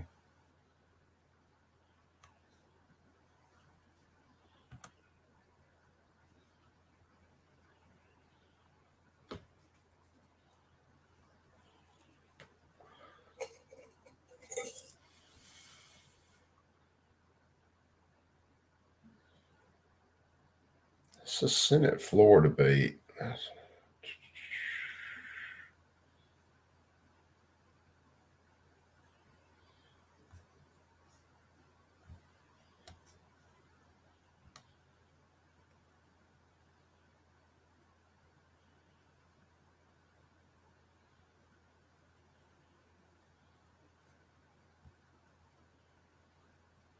See.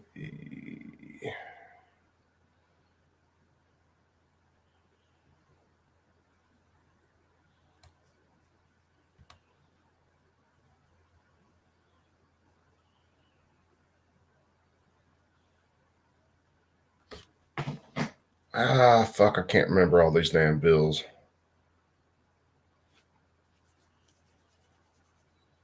I don't know if any of those were some of these damn gun bills that he was signing or not.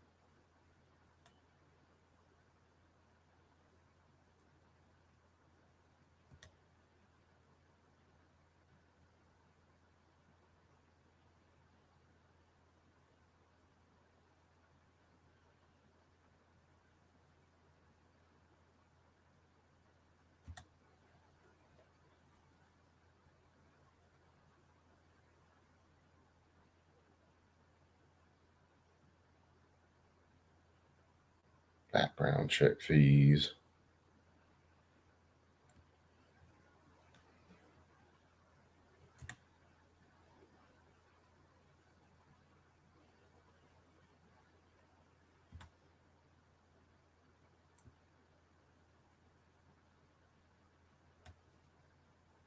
One of these I skimmed through the other day.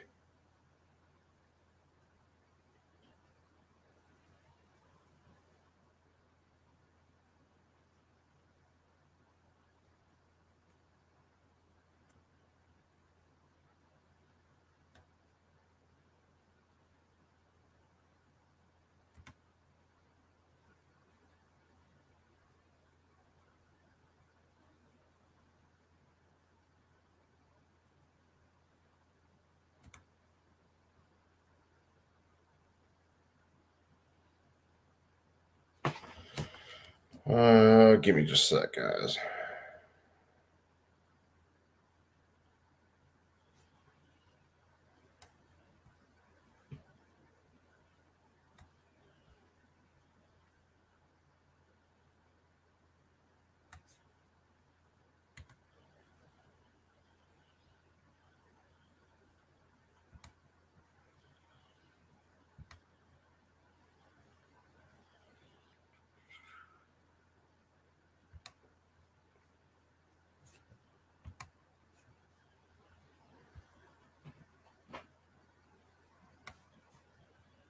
Where's it at? Forensic pathologist.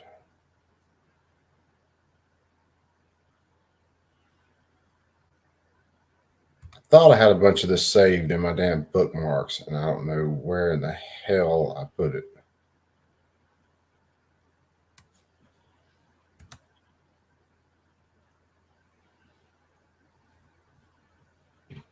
Let's look at this one real fast.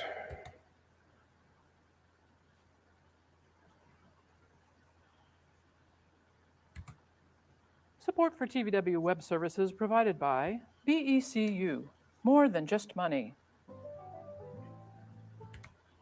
Senate Bill 5290, clerk will read. An act relating to consolidating local January 1st, 2025. The adoption of Amendment 627. All in favor say aye. To provide With the consent of the House, who passed away in that this final passage of In the team with them. And You have two forms of this final passage of engrossed.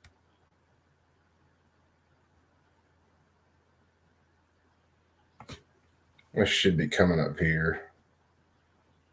Engrossed substitute House Bill 1853 is immediately transmitted to the Senate. Hearing no objection, so ordered. This is a bill that's going to hurt. Senate Bill 5078. Clerk will read. an act relating to protecting public safety by establishing Last line. committees. Persons or circumstances is not affected. The Civil Rights Committee amendment is before us for the purpose of amendment. Sec, I'll be right back. Amendment 631. Clerk will read. On page 2, line 11 of the striking Last amendment, line. strike including and insert excluding. The good member from the 19th to move adoption of the amendment. Thank you, Madam Speaker. Please move Amendment 631. It's been moved and seconded. We adopt Amendment 631. Remarks. The good member from the 19th, Representative Walsh. Thank you, Madam Speaker. Well, one of the many problems with the underlying bill is the question of who would enforce the constitutionally dubious and aggressive terms of the underlying policy. What this amendment tries to do is clear up that confusion about how these requirements would be enforced by clearing up that the State Attorney General really is not the mechanism to do this, that some other mechanism. I had a little bit of time to listen to this, and then I got to hit the bricks. To enforce the elements of the underlying policy. So what it does is it moves out the language which deputizes the Attorney General as an enforcement mechanism and leaves it to other mechanisms. I think it's clarifying to some of the confusing language in the bill. Please vote yes. Thank you. Additional remarks. The good member from the 23rd, Representative Hansen. Thank you, Madam Speaker. Respectfully urging a no vote on this amendment. Typically for consumer protection statutes, we have two forms of enforcement. We have the Attorney General and— This guy's such a douchebag. The underlying bill maintains this structure. The amendment would divert from this structure, so respectfully urge a no vote. Thank you. Additional remarks.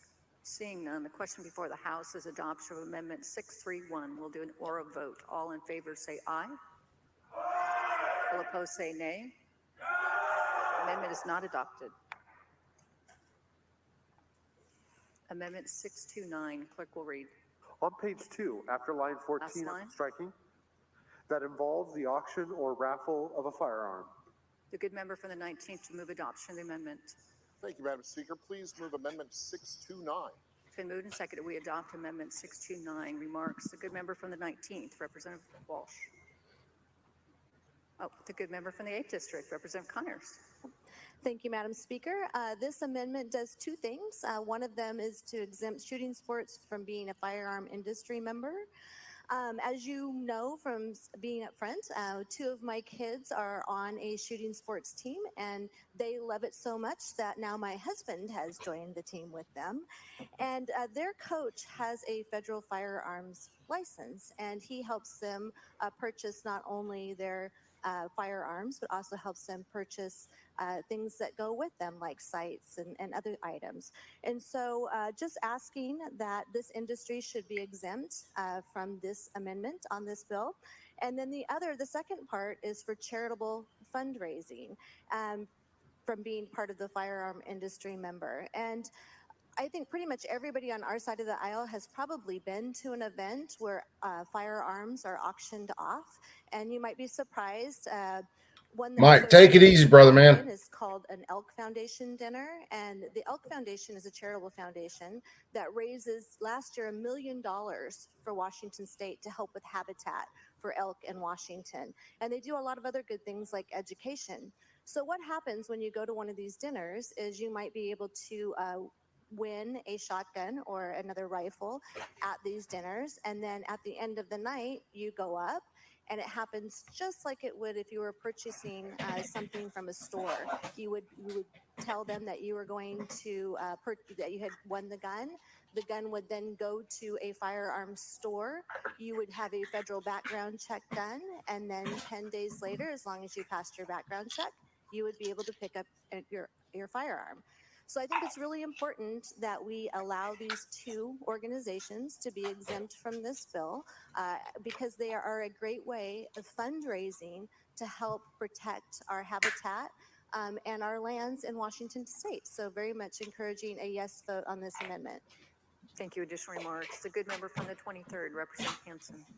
Thank you, Madam Speaker. So respectfully urging a no vote on this amendment. The underlying bill only relates to firearms industry members, which are, may I read from the bill, Madam Speaker? Please proceed. A person engaged in the wholesale or retail sale, manufacturing, distribution, importing, or marketing of a firearm industry product. Thus, if all you're engaged in is teaching about firearms industry products or doing classes in firearms industry products, this isn't going to be related to you because you are not selling or importing or distributing a firearms industry product. She already said, you jackass, that the dude is an FFL and helps them get their guns. The same reasonable controls to make sure that the firearms industry products are sold legally and responsibly that the bill requires. There's no real basis for distinguishing between types of sellers, so long as they are both sellers. This amendment would take away that structure from the underlying bill. Respectfully urge a no vote. Thank you. Additional remarks. The good member from the 19th, Representative Walsh. I would choke that dude out with a wireless fucking microphone. A problem we will see consistently in the underlying bill and the underlying policy is a lack of clarity, overbroad language, overbroad terms used, and our concern that this amendment addresses is that groups that are for the public good, operating for the public good, could get swept up in the overbroad description of those engaged in commerce related to firearms. This bill needs a lot of clarity, needs a lot of clarification. This is one narrowly helpful, clarifying amendment. All right, Chamber, take him easy, brother, man. Member from the 20th, Representative Barno. Thank you, Madam Speaker. And I agree with the good member of the 8th and the 19th regarding this amendment. It's a good amendment, and I urge its adoption. I've been on the House floor before during some of these debates regarding firearms and talked about the success of a lot of shooting teams, school-based shooting teams or nonprofit shooting teams with our youth in Chehalis, Centralia, and really throughout the state of Washington. The troubling part of this piece of legislation and policy is the fact that it is very broad. And because they want to shut the firearms industry of down. Her family members and the coach does distribute a firearm to their team members, if so purchased through him, who's as she described it, a federally licensed gun owner and gun coach and gun dealer. This would really inhibit a lot of law-abiding citizens. It would also inhibit a lot of these teams and shooting clubs, which quite honestly, are probably the best way to teach firearm responsibility. This is probably the best way to teach our youth how to be responsible with a firearm and not take their power for granted. And so I would be asking for a yes vote. I do urge a yes vote. I think the underlying legislation is very overly broad. There is a distinction that needs to be made. I think this amendment makes that distinction in a good way, and I think it would make the policy better. Thank you.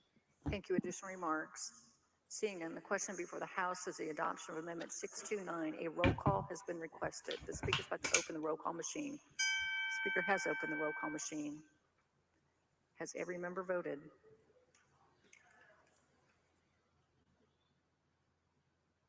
Representative Wallen, how do you vote? Representative Fye? Would any member like to change their vote? Speaker's about to lock the roll call machine. Speaker has locked the roll call machine. Clerk will announce the vote. Madam Speaker, there are 45 yeas, 53 nays, 0 excused. Amendment is not adopted. Amendment Crack her in the 633. forehead with that hammer. On page 4, beginning on line Last line. 23, products, strike all material through firearms on line 29. The good member for the 19th to move adoption of the amendment. Thank you, Madam Speaker. Please move Amendment 633. It's been moved and seconded that we adopt Amendment 633. Remarks. The good member from the 19th, Representative Walsh. Thank you, Madam Speaker. Again, a clarifying amendment. Some of this broad underlying bill goes hither and yon, talking about things that Hither and businesses yon. can't do if they're involved in any way in the making or distributing or selling. Who uses the terms hither and yon these in days? its wandering around the field of commerce, it talks about restricting any activity that might be construed as marketing to minors, to children, or to people who are by law prohibited from owning firearms. And Madam Speaker, the amendment removes that overbroad language, but the reason it's important to remove it, Madam Speaker, is it's unclear how a marketer of firearms could be sure that its marketing didn't somehow touch children or prohibited people. There is no ready way to be sure that an ad that a marketer places on the internet or in a newspaper or other thing. I understand the way this law is written, this will affect companies outside of Washington state also. Again, the problem we see, well, there are many problems. One of the problems we see in the underlying bill is its overbroad discussion of the matters of making or selling firearms. This amendment helps by narrowing one kind of subjective requirement of the bill. It helps the bill. Please vote yes. And of course, you'll see Democrats shut this shit down. Good member, we're not sure if you were speaking to Amendment 633. You may want to review that. Additional remarks. The good member from the 23rd District, Representative Hansen.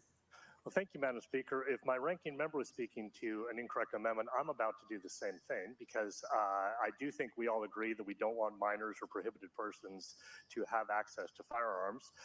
And thus, we want to maintain the language in the current bill that says that if you target your marketing at minors or prohibited persons, you fall afoul of the consumer protections that this bill creates. So think about the Cricket 22 rifle should not have access to firearms. that's Thus, or any rifle, shotgun, whatever that's marketed towards youth. Hey, this is a youth rifle. This is the gun your parents can use to train you firearms. Thank you, Madam Speaker. I'm urging a yes on this amendment today. If only, Madam Speaker, we would treat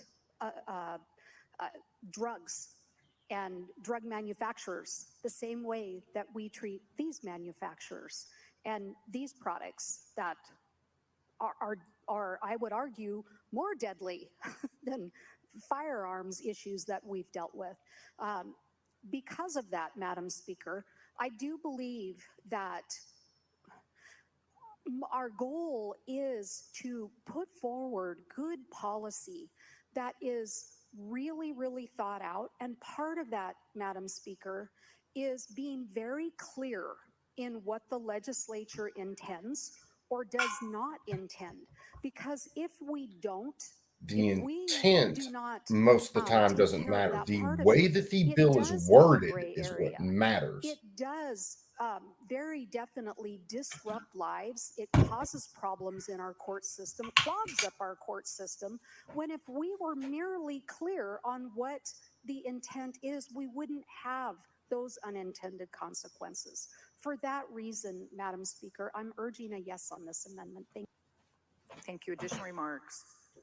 Seeing none, the question before the House is the adoption of This is amendment which when I 634. leave here We'll have today, I an think I'm oral going to vote. run All in into favor, town, say go aye. work on some stuff. I've got Opposed, say a nay. 308 I'm building. I got to It's not sandblast. I got to tear it down and sandblast it, and I've got to tear down and sandblast all the parts from that 9mm pistol that I'm building. Last line. Strike any party, including. In honor Member of from the these 19th to fuck move nuts. adoption of the amendment. Thank you, Madam Speaker. Please move Amendment 634. Been moved and seconded. We adopt Amendment 634. Remarks. The good member from the 19th, Representative Walsh. Thank you, Madam Speaker. Well, this amendment, if I have the right one, is trying to address the same issue of how do we enforce the underlying policy. I mentioned before that one of the several approaches to enforcement in the underlying bill is through the State Attorney General. We did not take that amendment, so we like the State Attorney General as an enforcement mechanism. Okay, let's try clarifying this from another direction. What this amendment does is it removes the private right of action as an enforcement mechanism of the underlying policy.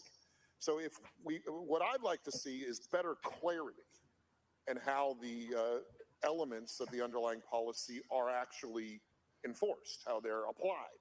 And I think using multiple prongs of enforcement, the State Attorney General and a private lawsuit and other things, really works against. Yeah, because I mean, in this bill, I mean, private people could say, "Oh well, this gun was used in a crime, so we're going to go sue the manufacturer of it," and it's not strictly just in Washington State.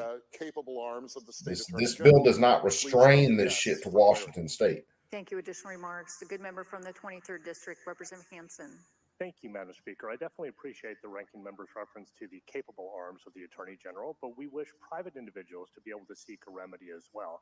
This is generally what we do with consumer protection statutes. We have enforcement both by the public entity, the Attorney General, and by a private person. And see, there's a big argument right now in the federal government where they're trying to put firearms underneath the Consumer Protection Agency. Because this is a consumer protection law, on the amendment. Thank you. Additional remarks. The good member from the 6th District, Representative Graham. Thank you, Madam Speaker. Once again, urging a yes on this amendment.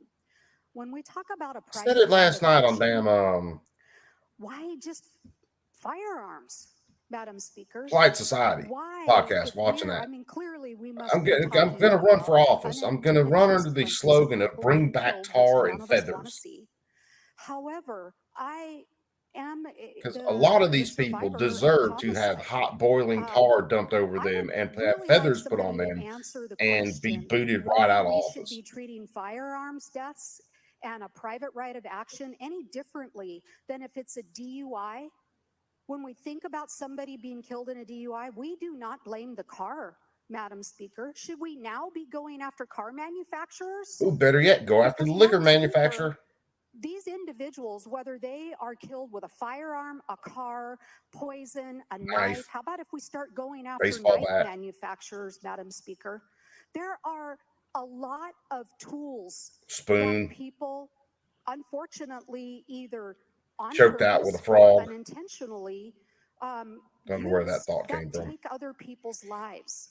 This is from a crime. Yeah, Matt, I am definitely yes. That needs to be my campaign slogan. Bring back tar and feathers. I would love to be able to have an opportunity for a private right of action. Drop some campaign signs later. Big boiling pot of tar, bag of feathers. When she had a garrote tied around her neck, I guarantee you, Madam Speaker, she is just as dead as somebody else's family who had their loved one killed with a firearm.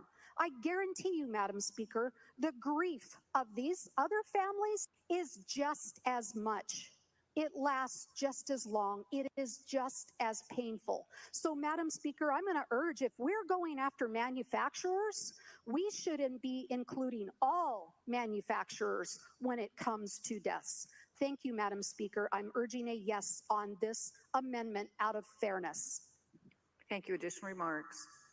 Seeing none, the question before the House is adoption of Amendment 634. Additional remarks. Vote. Nope, All in no one favor can say argue with aye. her logic. Opposed say nay. Amendment is not adopted. But Democrats don't operate by logic. Amendment 635. Clerk will read. On page 6, after line 18 Last of line. internal references accordingly. The good member from the 19th to move adoption of the amendment. Thank you, Madam Speaker. Please move Amendment 635 to get to the root cause of gun violence. The good member from the 49th. For what purpose do you rise?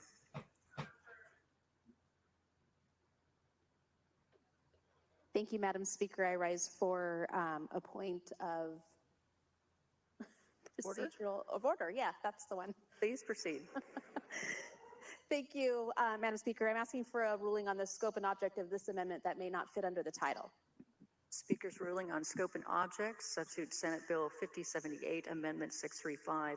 The title of substitute Senate Bill Why talk about 5078 root is causes? narrow and specific, an act relating to protecting public safety by establishing duties of firearm industry members engaged in the safe manufacturing, distribution, importing, or marketing of firearms, ammunition, component parts, or accessories, to adopt and implement reasonable controls. To That prevent dude the got diversion shot of with a gun that firearms had a and related Geisley handrail products, on it. Got to go after to Geisley. stop purchasers, firearm traffickers, unauthorized individuals. Oh, that lower was Arrow to Precision. Got to go after Arrow Precision. To prohibit such firearm industry members from creating or maintaining a public nuisance and providing for investigation enforcement by the Attorney General.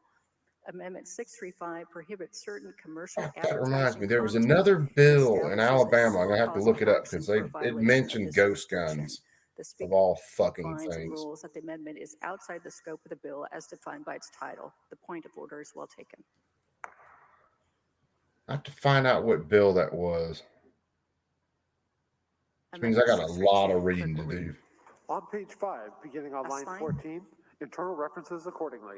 The good member to move adoption of Amendment 632. Thank you, Madam Speaker. I haven't given up yet. Please move Amendment 632. The move and second we adopt Amendment 632. Remarks. The good member from the 19th, Representative Walsh. Thank you, Madam Speaker. So, in the underlying bill, there is a bunch of stuff. Some of it goes this way and some of it goes that. We are charging. I think, if I ever served in office, I'm going to pause this here and I'm going to make some closing remarks. And then I got to get out of here to go pick up kiddos.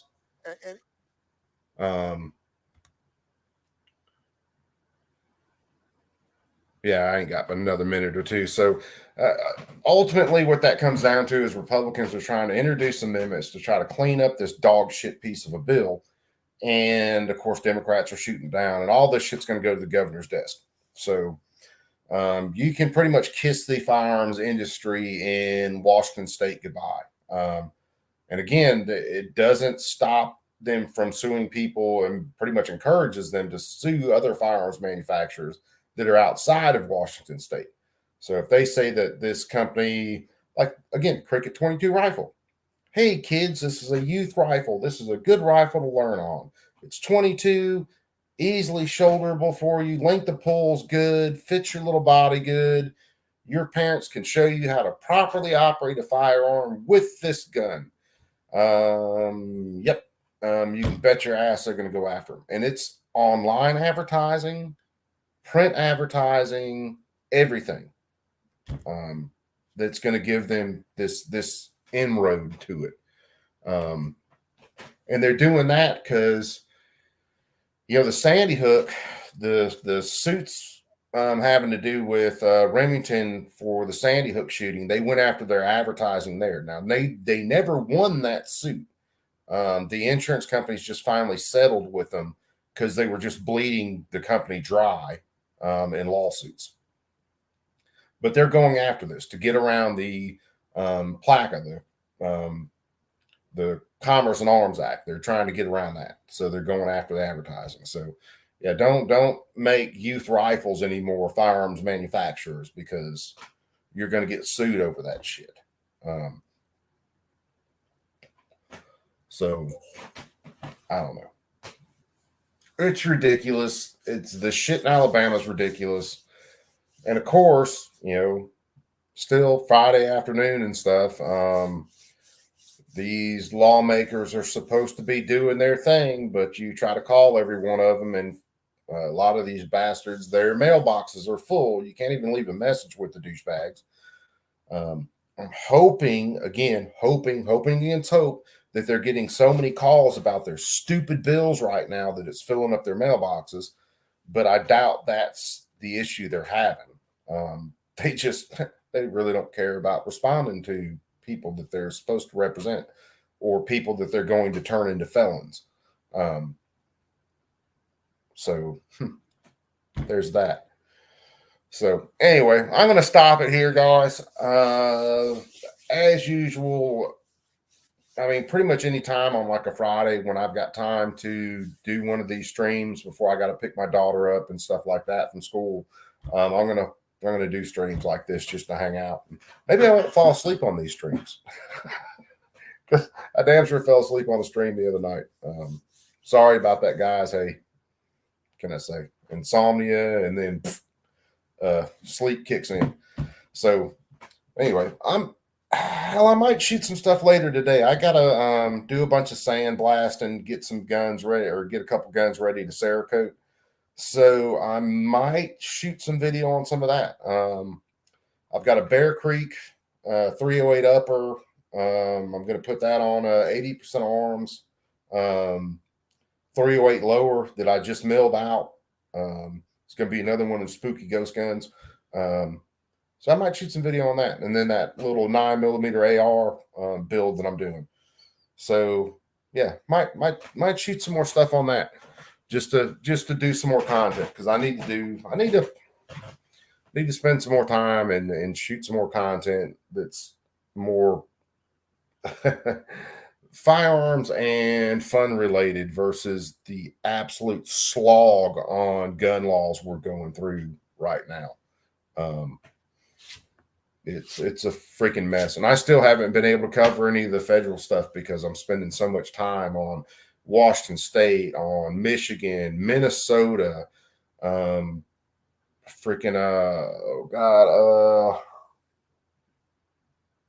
there's a couple more I covered that I can't even damn remember offhand. So you perps be cool. Keep them things close, man. Whichever state you're in, you try to